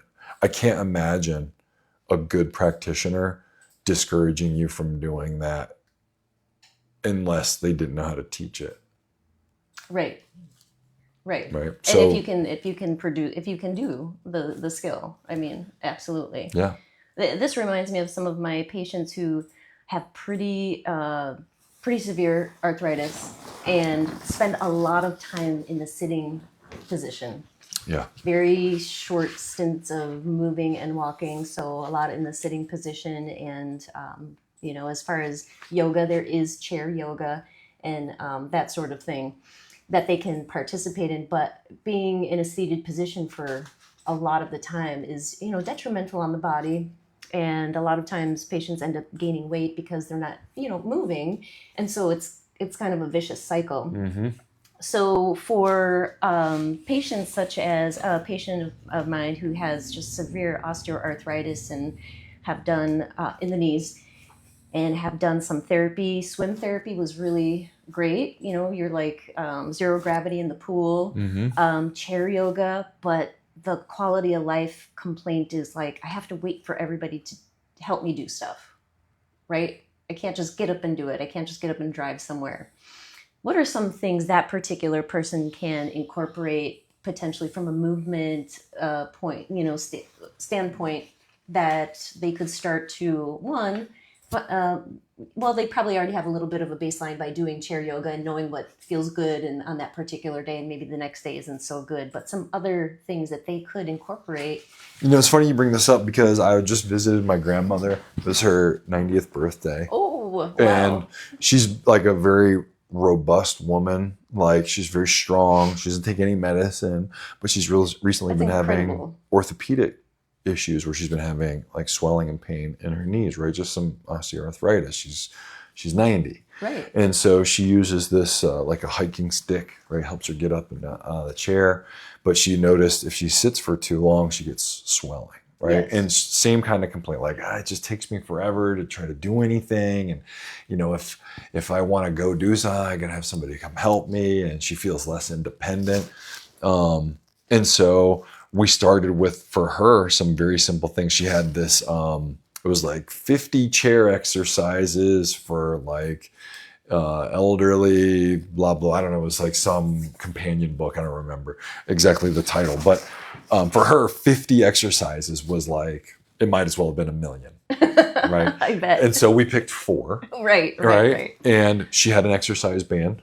So Okay. she started to do pulling the band apart and raising the band over her head. She's doing leg extensions, just sitting.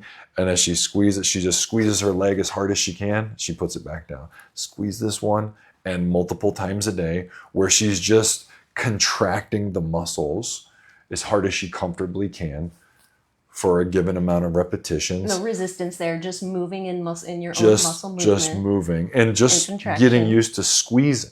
I'm going to make the muscle work a little bit, right? Yeah. And then with the rule we gave, or the rule she and I decided on, was anytime she stands up, even though she uses assistance, anytime she stands up to go do something else, she has to stand up and sit down 3 times. So she has to plan for it. So basically that's 3 squats. Right. So every time she stands up, she owes 3 squats to herself. She doesn't owe them to me, right? But she uses assistance. I said, you can go as slow as you want. If you do 1 and you're like, that was hard today, you can sit there for a minute and then you do another one, but you got to do 3 every time. Even if today is a hard day and you have to pause in between, we're gonna get these 3 in. Get these 3 in. And before you know it, okay, well, I get up and out of my chair 8 times a day. Yeah. Well, Right. I'm doing 24 squats a day, and I'm squeezing my leg muscles, and I'm squeezing my arm muscles. And what do you know? She's feeling better, but also she notices what condition her body is in much sooner, instead of being like, oh man, I'm halfway to the kitchen and my legs aren't feeling great. She'll go, oh, boy, my legs are more stiff today when I do these exercises. I'd better get up and move around more often.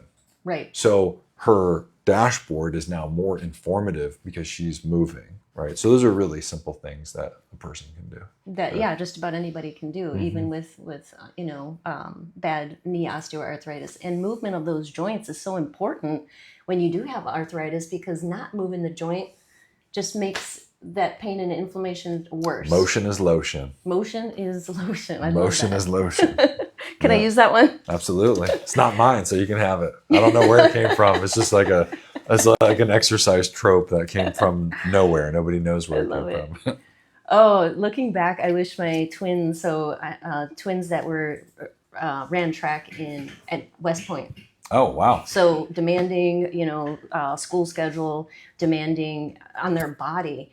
What a couple of underachievers. Just ran track at West Point. Just no big deal. Just a little running track at West Point. No, but they always, and back then I didn't utilize all the peptides that I do now. And when you're in West Point, that's your world. Like, these are the people that you go to, they have their sports coaches and their sports people when they're injured, but it's kind of limited, even though you wouldn't think it's limited, it kind of is. I feel like if they could have had like a conversation with a movement specialist, performance excellence person like you, and like have a weekly check-in. How did this week go? Are you doing the things to check your dashboard so they didn't get shin splints and hurt and injuries and pain and Drew, his Achilles tendon ruptured during a race.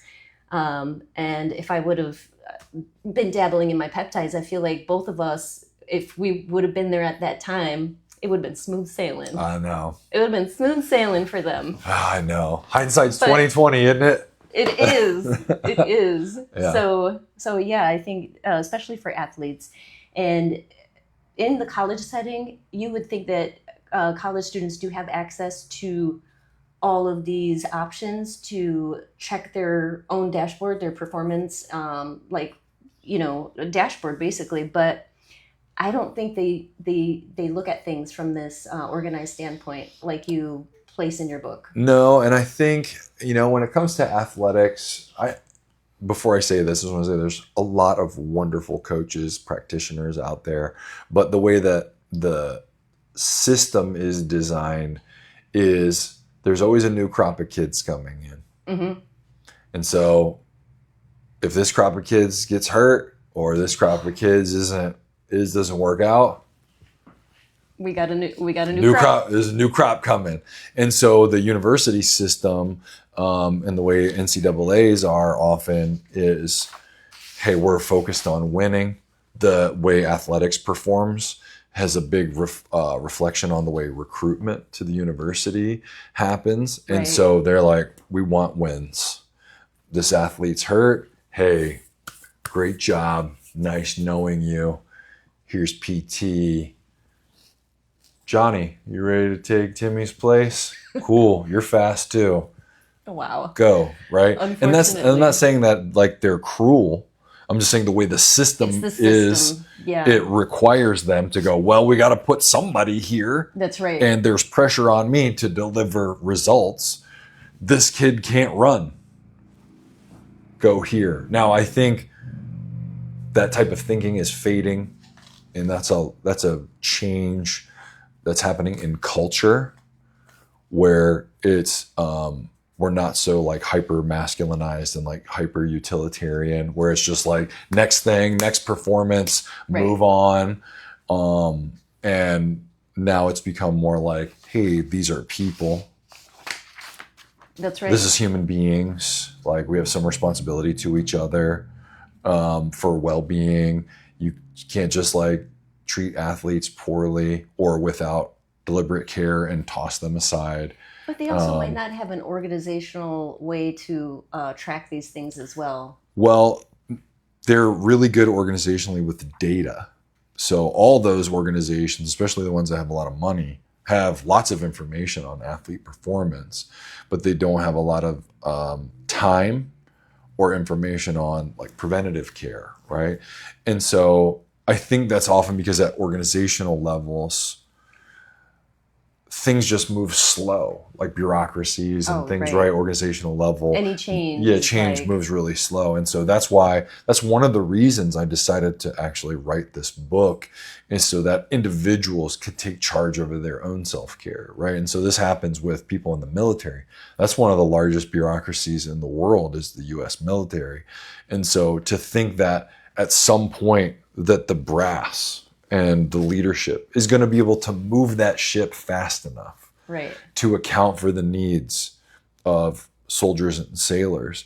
It's not even like, they're up there nefariously twisting their mustaches. Right. It's just that it's so big. The ship is so big that it takes forever to turn.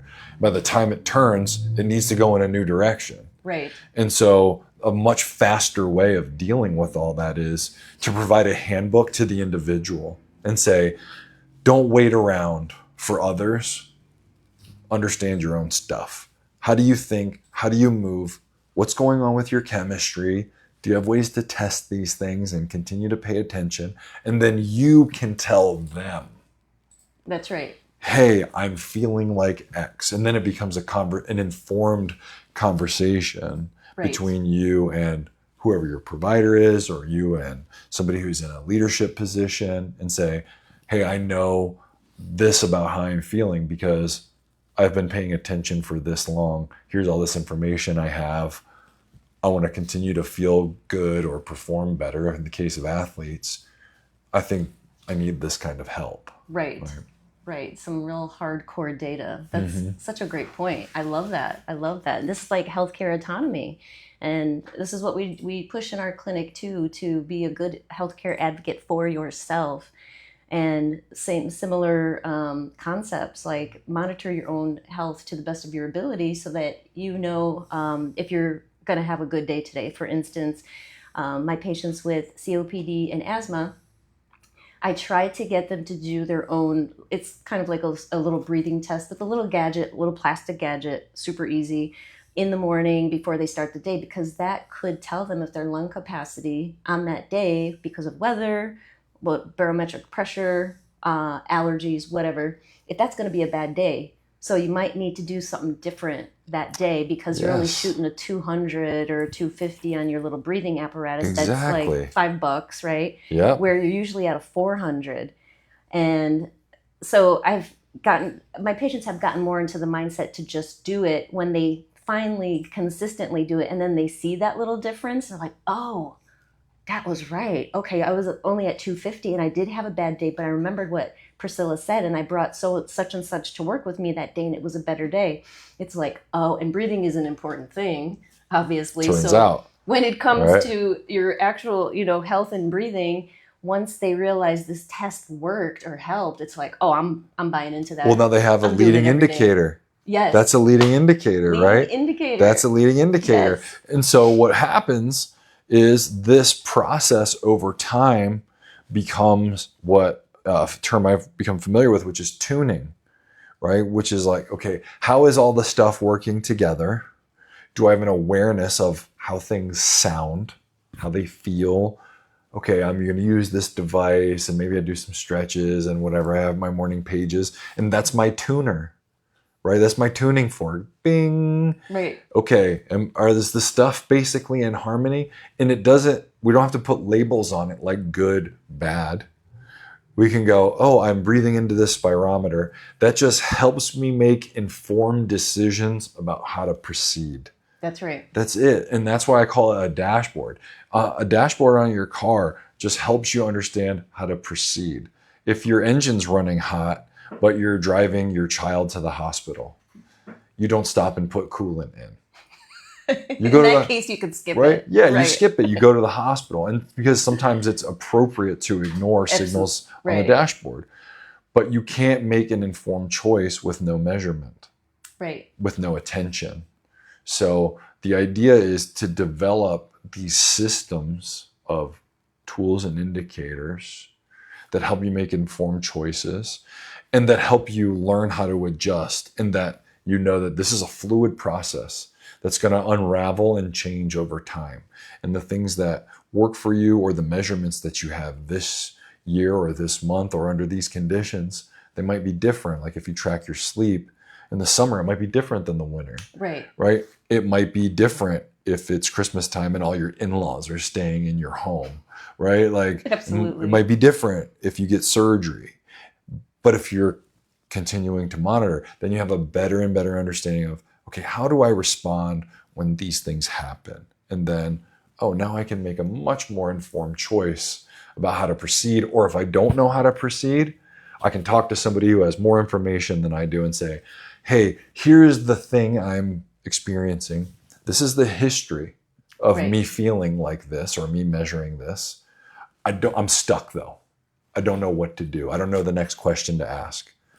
Can you help? And then how much easier does that make your job? Somebody who's been paying attention for 10 years You go, Yes. oh, well, we can skip over all this stuff to the left because you already have this information. Right? Absolutely. If you have a patient who comes in and says, hi, I have 10 years of blood work where I've gotten my panels done every 6 months for 10 years. You're like, wow, okay, let's take a look at your trends and then where that leads us to today. And you can make much faster decisions than like, okay, well, we're going to start slow and we got to get these draws and we might not have total information for like 6 months, maybe a year of trying this because we don't want to make too big of a decision and have to go back, right? So it's Right. so it expedites processes even when you have to ask for help. Just like if you take your car to a mechanic, and you've been paying attention to how it's running. Maybe you don't have all the language, but you can be like, well, you know what? I had this done to it last year. The alternator changed, they said, and then I had this, and then that happened, and I tried to do that, and the dealer said this, and they go, oh, okay, and it makes the diagnostic process A lot faster. easier. Yeah. Yeah, such good points. Such good points. And as far as the other areas in the movement section for our people, patients, and Mhm. wonderful guests watching today, anything else you want to add as far as or discuss in our movement section before we go on to the matter section? No, no, nothing specific. Nothing specific. No. And we can always dip back and forth, right? Yeah. Right. So, shall we go into the matter section? Sure. On the M3 model. So in the matter, so this is like the biochemistry, like you talked about, the blood work, the data we have that we can look at in our own bodies. Now, more than any other time in history, and we mentioned this before, nearly everyone can get access to the deepest insights in their biochemical state. I mean, there's like genetic testing. You can even check your cellular age and go online and order, blood work or a kit.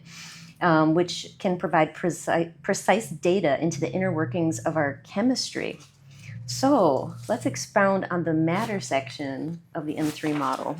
Sure. So, and some of this I think we've touched on a fair bit, which is matter is all about chemistry, measured through lab work. You can get genetic testing, but really it's all about biomarkers, right? And this is where we're getting into your special area of expertise. This is my favorite right? part. I know, yeah. And so I think it's really important for people to be getting regular blood work.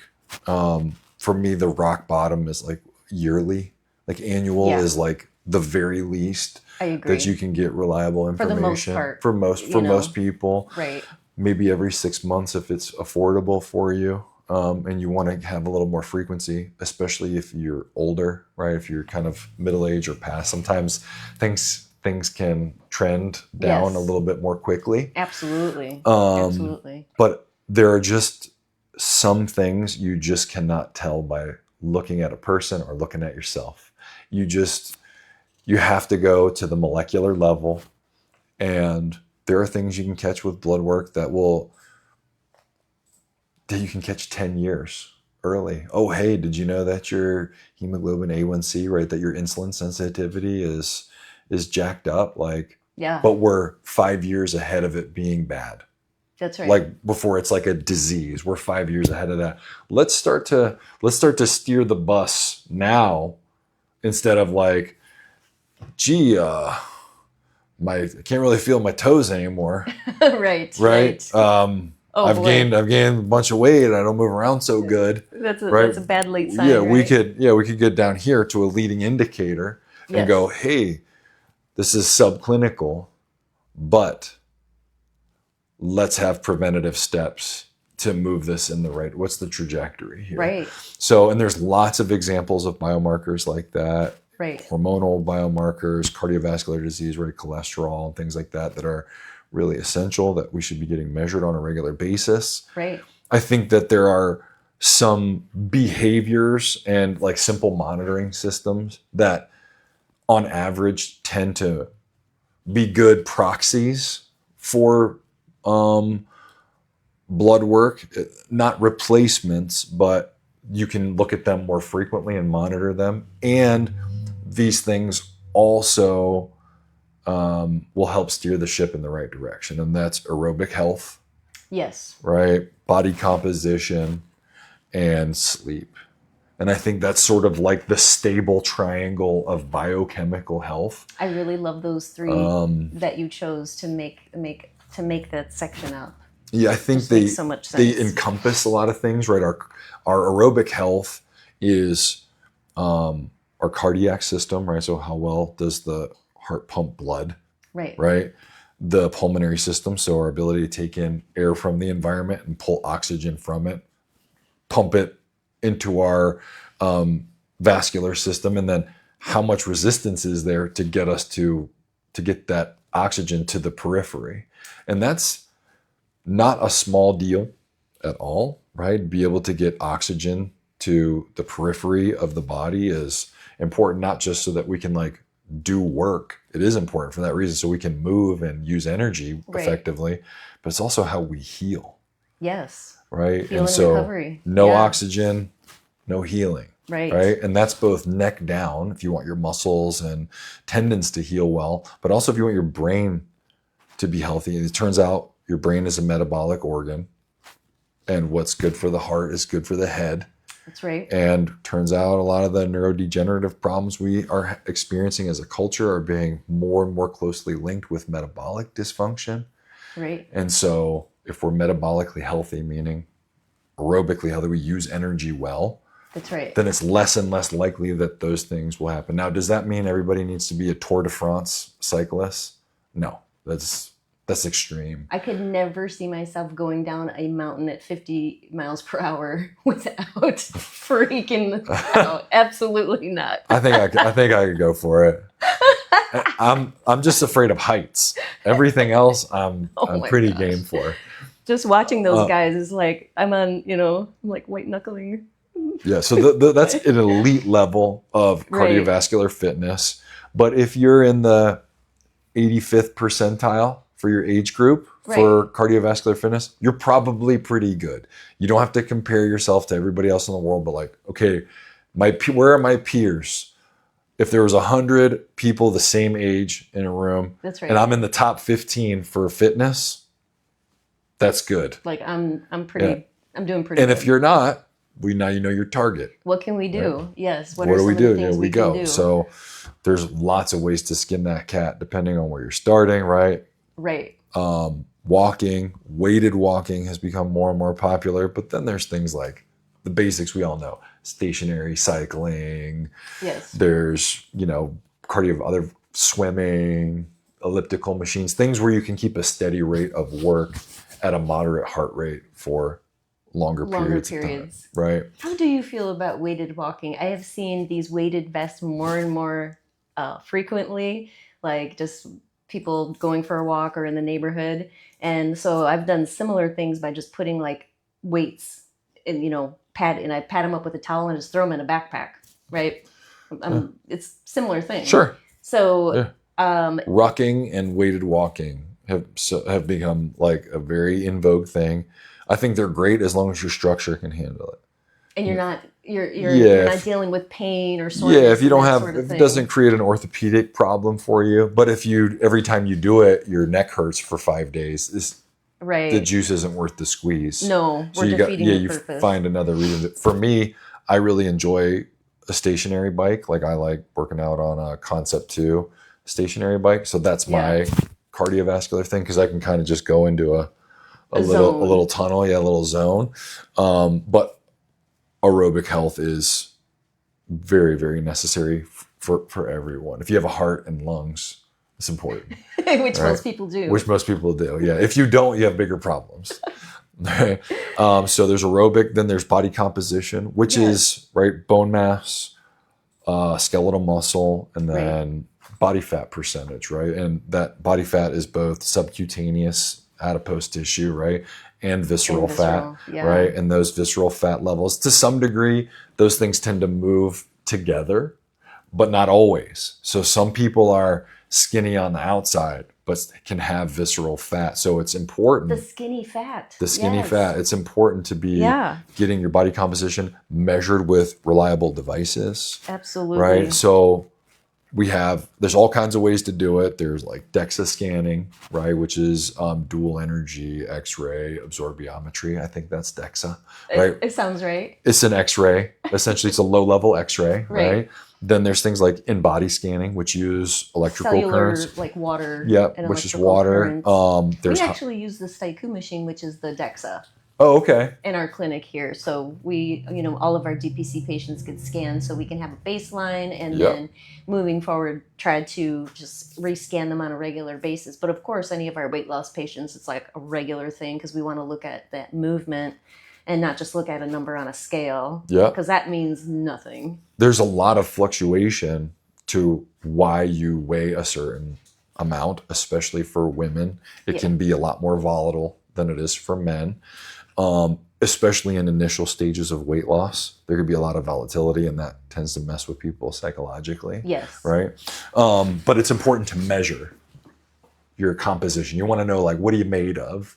What are we And dealing with here? Are we Yeah. dealing with a ton of visceral fat that's surrounding my organs and blocking blood flow to things working properly? Because that's important. How do I reduce that? there's a linear relationship with visceral fat and all-cause mortality.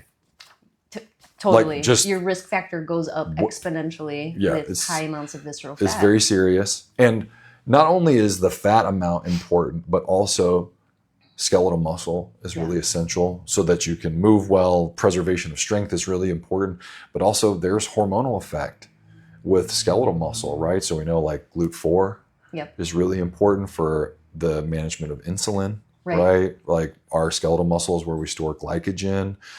It raises our basal metabolic rate, right? So we use energy more effectively just if you carry more muscle mass, right? On top of that, there's this, and this is not to be diminished or to be silly, but like self-image changes Yes. as you develop lean muscle mass. You look more capable and you feel more capable because you are more capable. And that changes the way that you interact with life. And that's not nothing, Absolutely. right? That's quality of life. That's quality of life. So you want to have good aerobic fitness. You want to have good bone density. You want to preserve skeletal muscle and stay lean. Now, how lean? There's quite a bit of range for both Right. men and women. I think, again, generally, if you're in the 85th percentile or above for your age group, Yeah. you're probably doing pretty good. As we age, the bandwidth gets more forgiving, That's right? right. It gets harder and harder to maintain lean mass and low body fat, but it's certainly possible, but it requires work. And these scanners do take that into account when they're scanning a person. Like, if it's a 65-year-old person, we're not going to be looking for this percentage of muscle mass based on average across the board of people scanned in X amount of years or X amount of scans and that sort of thing. So they, I think, try Yeah. to do their best to try to take Yeah, things well, and into if account. you're working with an educated practitioner, you're going to know normative values for age group, but you're also going to, if you're working with a patient, you're going to know what's normal for them. And like, okay, what are things generally getting better? Right. Okay, well then things are generally getting better and we don't need to fuss too much About the numbers. about the numbers. We just know like what we're doing is improving the thing you care about. That's right. All right. That's well, right. then we're addressing what matters, right? So we have body fat, we have dense, we have lean body mass. Right. All of that's part of body composition, the aerobic system, and then a cornerstone is sleep, Sleep. sleep, sleep. But good Like, sleep. Not just sleep, but like good quality sleep. Yeah, not being unconscious while the world is dark. That's not the same thing as sleep, Yes. right? So you can be unconscious while the world is dark, and it doesn't mean the architecture of what's occurring underneath Yeah. is helping you repair and rebuild your system appropriately. Like there are phases of sleep that you should be achieving for given periods of time. This is Right. another thing that you can track now. And how restful you are or how much you move around affects the quality of your sleep. Do you drink alcohol before bed? Turns out almost any amount of alcohol prior to sleep is disruptive of sleep. Even though Right. people feel like it helps them go to sleep, the actual quality of sleep is scientifically Yeah, people like it disrupted. because it helps them relax and fall asleep. Somebody listening to this, when I just said that, was like, well, when I have a glass of wine before bed, I fall asleep great. Of course you do, Right. because it's a depressant. So it tunes your nervous system down and you fall asleep more easily. However, when you enter into your first phase of deep sleep, where your body's supposed to be restoring itself, instead of looking like this, it looks like this. Deep awake, deep awake, deep awake, deep awake. And Yeah. you don't stay in it long enough. And that's why often people get into cycles of, oh, I wake up, I'm fatigued, I drink a bunch of coffee, Celsius, Monster, Red Bull, I have some nicotine, I'm up. I have a glass of wine because I can't Repeat. calm down. Yep. And then lather, rinse, repeat. And people are like, oh, I feel fine. You're like, okay, I want you to switch to decaf for a month. No way. Right. It's like, well, then you don't feel fine. You feel fine because X, Yes. right? And so Exactly. really understanding the place. Now, with that said, it doesn't mean every night of sleep has to be or will be perfect forever. Right. That's not real. That's not real. That's not real life. If you got kids or a home or whatever, there's something loud going on around your house. Like, sleep gets disruptive. That's right. But I try to think about it like a GPA, right? So you don't have to have a 4.2 in sleep for your whole life, Okay. right? Right. But you should try not to go below a 3.0. Okay. Right. I So like it. most of life you should try to average out an 80%. So 8 out of 10 nights, Right. you should be trying to do everything in your power to make that sleep quality. Now, not every environment allows for that, but do Right. the best you can. I like the Teddy Roosevelt quote, do what you can, when you can, with what you With have. what you have. Right. Yeah. And if you focus on that, then things tend to turn out better. But again, if you're not at least looking at your blood work, Yes. you're not looking at your aerobic health, you're not looking at your body composition, you're not looking at your sleep, what will happen is at some point you will get an unpleasant surprise. That's right. And that will be that your health is declining. Right under your nose. Right under your without nose. And you go, oh no, I am carrying more body fat than I want. I don't feel good about how I look. I can't do the stuff I want to. I have pain. I can't participate the way I'd like. I'm groggy.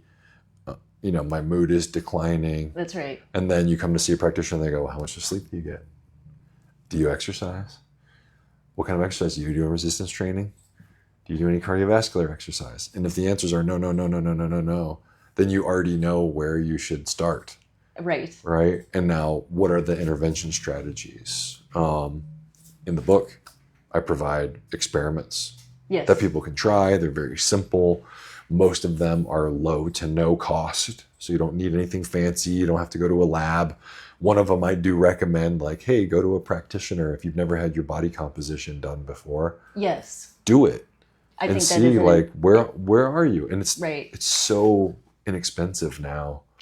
Correct. Like, Even just to pay for a scan and at least have that information, it's really not that much. it's like most places like to go to like a fitness, like your neighborhood fitness joint and do like an in-body scan. We're talking like 80 or $100. Right. People spend 80 or $100 on soda and coffee at Starbucks and stuff. Go learn something about your health. Exactly. I love it. And Allocate that to something important in your life. Yeah. Really. Or don't fuss if it doesn't work out. Or don't fuss. Or quit whining. Yeah, don't fuss if it doesn't work out. And you also mentioned in your book, like, speaking of sleep, so you you have a way that you get yourself ready for sleep, whether you're traveling or not, because that just reminded me that travel is another one of those things that can like throw people For sure. their sleep way off because they're in a different place, they're in a different bed, different time zone maybe. For sure. And some of those things that you do, it sounds like you have a really simplified way to make sure that you get good sleep wherever you are. I do. So, well, it kind of brings us back to this idea of proximal to distal and the robust, reliable, repeatable tools, right? So Right. I'll say two things. One, I'll give some specific ideas, but also think about it this way. if you have very little money in your checking account, and then suddenly you're called upon to spend money, you'll be below you'll have a balance of negative. So if you don't pay attention to your sleep ever, Right. and you sleep poorly, and then you travel, big expense, you'll be in the red. Right. So put money in the account when you're not traveling. Don't wait until you're traveling and go, gee, I should do something about my sleep. Right. First of all. Firstly. Second of all, if you're going to have a sleep routine, there are some very simple things that work almost no matter where you are. One is light. So making the place that you're going to sleep dark or dim, or bringing an eye mask, or like if you don't have, if you can't make it as dark, you can wear blue light glasses. Right. Those things all can help. So you want to make it dark. You want to make it as cold as you can tolerate. That's right. Right? So the environment you can make colder, or about an hour before, you can take a warm shower. That seems counterintuitive, but it will decrease core body temperature as you cool off, right? Yes. And then find a way to relax your muscles. You can do breath work. You Right. can listen to a meditation. You can roll out on a tennis ball. Find a way to tell your muscles to soften up and relax. Whether I'm at home or I travel, I make the room dim. Right. I make the room cold, and then I find a way to relax muscles. I do that at my house. I do that when I travel, internationally, nationally, doesn't matter. Those things are always accessible. If you want to add fancier stuff on top, you want to get a $10,000 8-sleep mattress that like transforms, like a transformer, and like will twist you into whatever position you need, then my great. goodness. If you have that money, do I it. love the pose there. That Do was it. That's my fantastic. sleep pose. Yeah, my wife calls me the Polish pinwheel because I move so much. But Oh my goodness. yeah, all of those very, very simple things. And I call some of these like the stable levers of sleep in the book. Sometimes we get really caught up in like sleep hacks and all these sort of tips and tricks. Yes. And there are really some very fundamental things that affect sleep for everybody. And that's light, temperature, noise, Right. routine, and nutrition, right? And so being aware of what substances that you're putting into your body Right. prior to sleep, what things hurt, alcohol, caffeine, nicotine. Or a late meal. Right. Don't eat Late a burger meals. when you're trying to go to sleep. That Yep. is just counterintuitive to good Yep. quality sleep. And the other thing, in that vein too, like this goes back to the GPA thing. If you have an A+ in sleep most of the time and you do all the other stuff right, and you have no other time to eat except right before bed, Right. okay. But if you sleep like crap That's most of right. the time and you do nothing about it, and you travel to Disney World with your kids and you eat the fattest, greasiest burger with the cinnamon buns on the ends of it, and then you toss and turn and sweat all night, Oh my goodness. that means you're in the red. And what will Absolutely. happen is the next day you'll wake up and you'll look like a raccoon, Yep. right? 'Cause you didn't And get good sleep you'll all be night. like, I'm gonna go get 9 espressos, and you'll lug your kids through the park all day on coffee. And then you'll go that night, well, we didn't get to eat dinner again. You'll have another cinnamon bun burger, and you'll sweat all night again. I love this story. Right? It's I'm so just- true. I'm- It's so real. But it is what people do, right? Right. And I'm not perfect. Some of this stuff I know because I've made the wrong choices. Yeah. I've left my room. Learning curves. I've left my room too hot. I haven't gone to bed on time. I've had alcohol before bed. I've drank caffeine too late. And I've also worked with many, many clients who have done the same thing. The core problem was that they weren't looking. So they expected that no matter what they did, sleep was like a magical fairy that was going to fall on them, and they Right. would rest like a 4-year-old who just got a bedtime story and wake up ready to attack the world. Oh, I And it just know. doesn't work that way. You have to put effort into it, Yes. especially if you're a busy working person and you have stress going on in life. Then taking very small, deliberate, consistent steps will help rise the tide. But putting in the work are all the things that are, health benefits to your body. It's not, I know it's putting in the work, but being disciplined about it, doing the things, being consistent, that's probably the hard thing. But pouring all those wonderful things into your body when it in the end feels good. Yes, it's hard work, but it's good work. It's good work. Mm-hmm. And so going back to some of the blood work that you mentioned, there is blood work and then there's getting some good blood work, right? And Yeah. that was part of the reason to open up this clinic too, is to do some more thorough checking on my patients from that standpoint of blood work.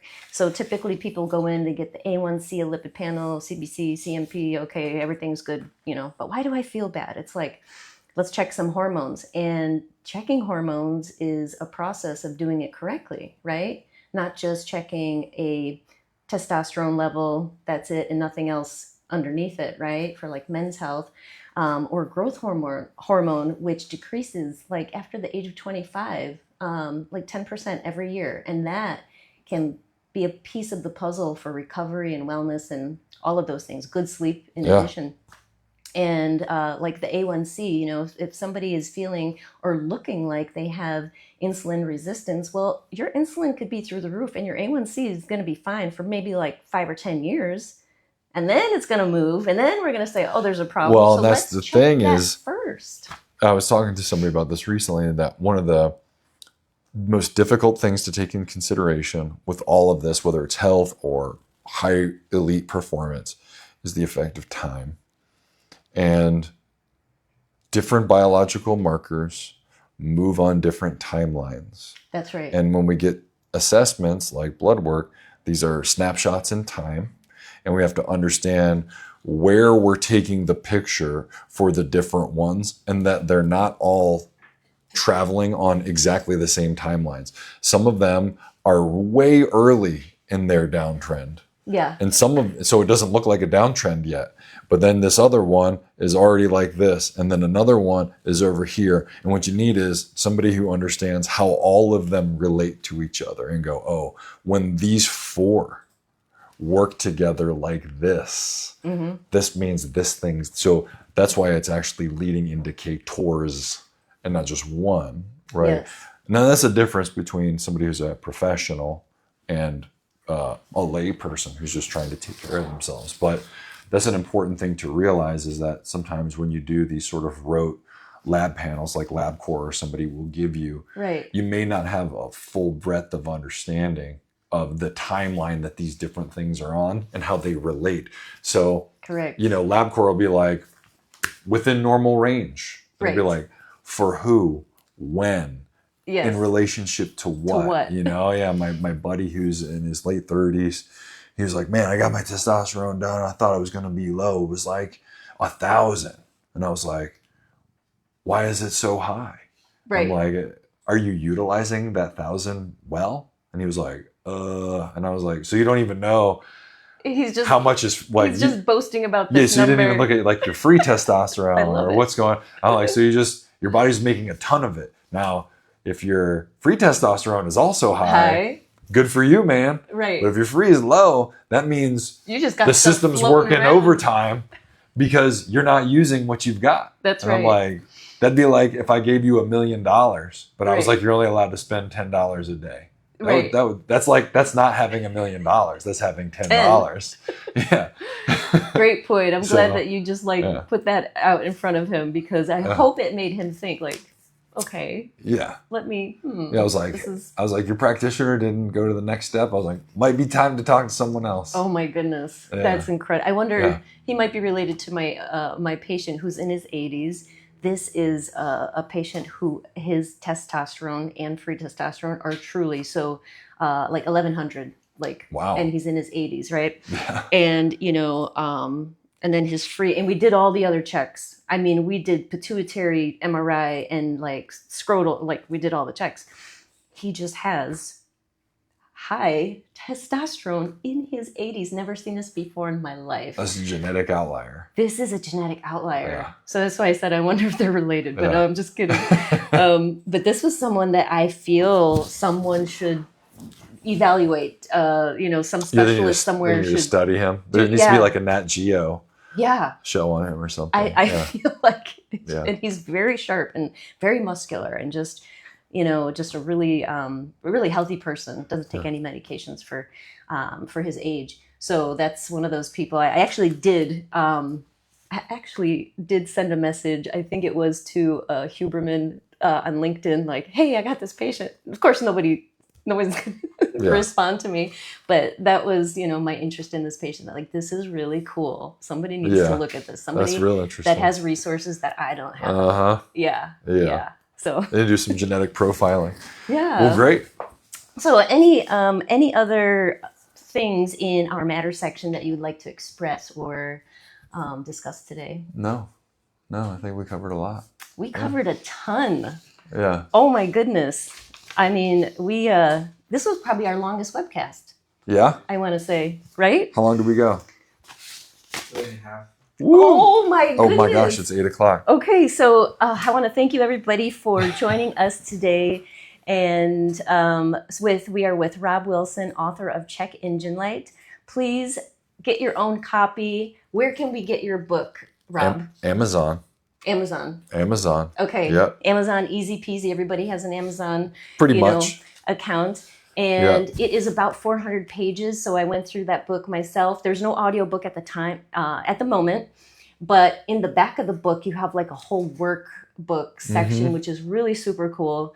This is a book I feel like you have to reread to really, to just really capture the essence of it. And so really recommend checking out Check Engine Light, written by Rob Wilson, our native Virginia Beachian. Yeah, I'll take it. And we want to say thank you for everybody watching tonight. And Rob, your Thank you. time to share with us and your expertise. We appreciate your time so much, expressing all of the aspects of your book. I know we could probably talk another few hours on everything, so much detail.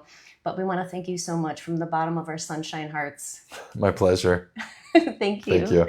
And just a few upcoming events. Sunshine Health we will be on WTKR on 9/18 at 9 a.m. And so we were invited to do a 5-minute segment on Healthy Aging Month. On 9/24, we have episode 5 of another upcoming webcast on direct primary care. And then on 9/25, we have Revive and Thrive. This is our ladies' night, all about vaginal health, urinary incontinence, and how we can help you with technology and ditch the medicine. So thank you all for joining us tonight. Have a great one. 샛별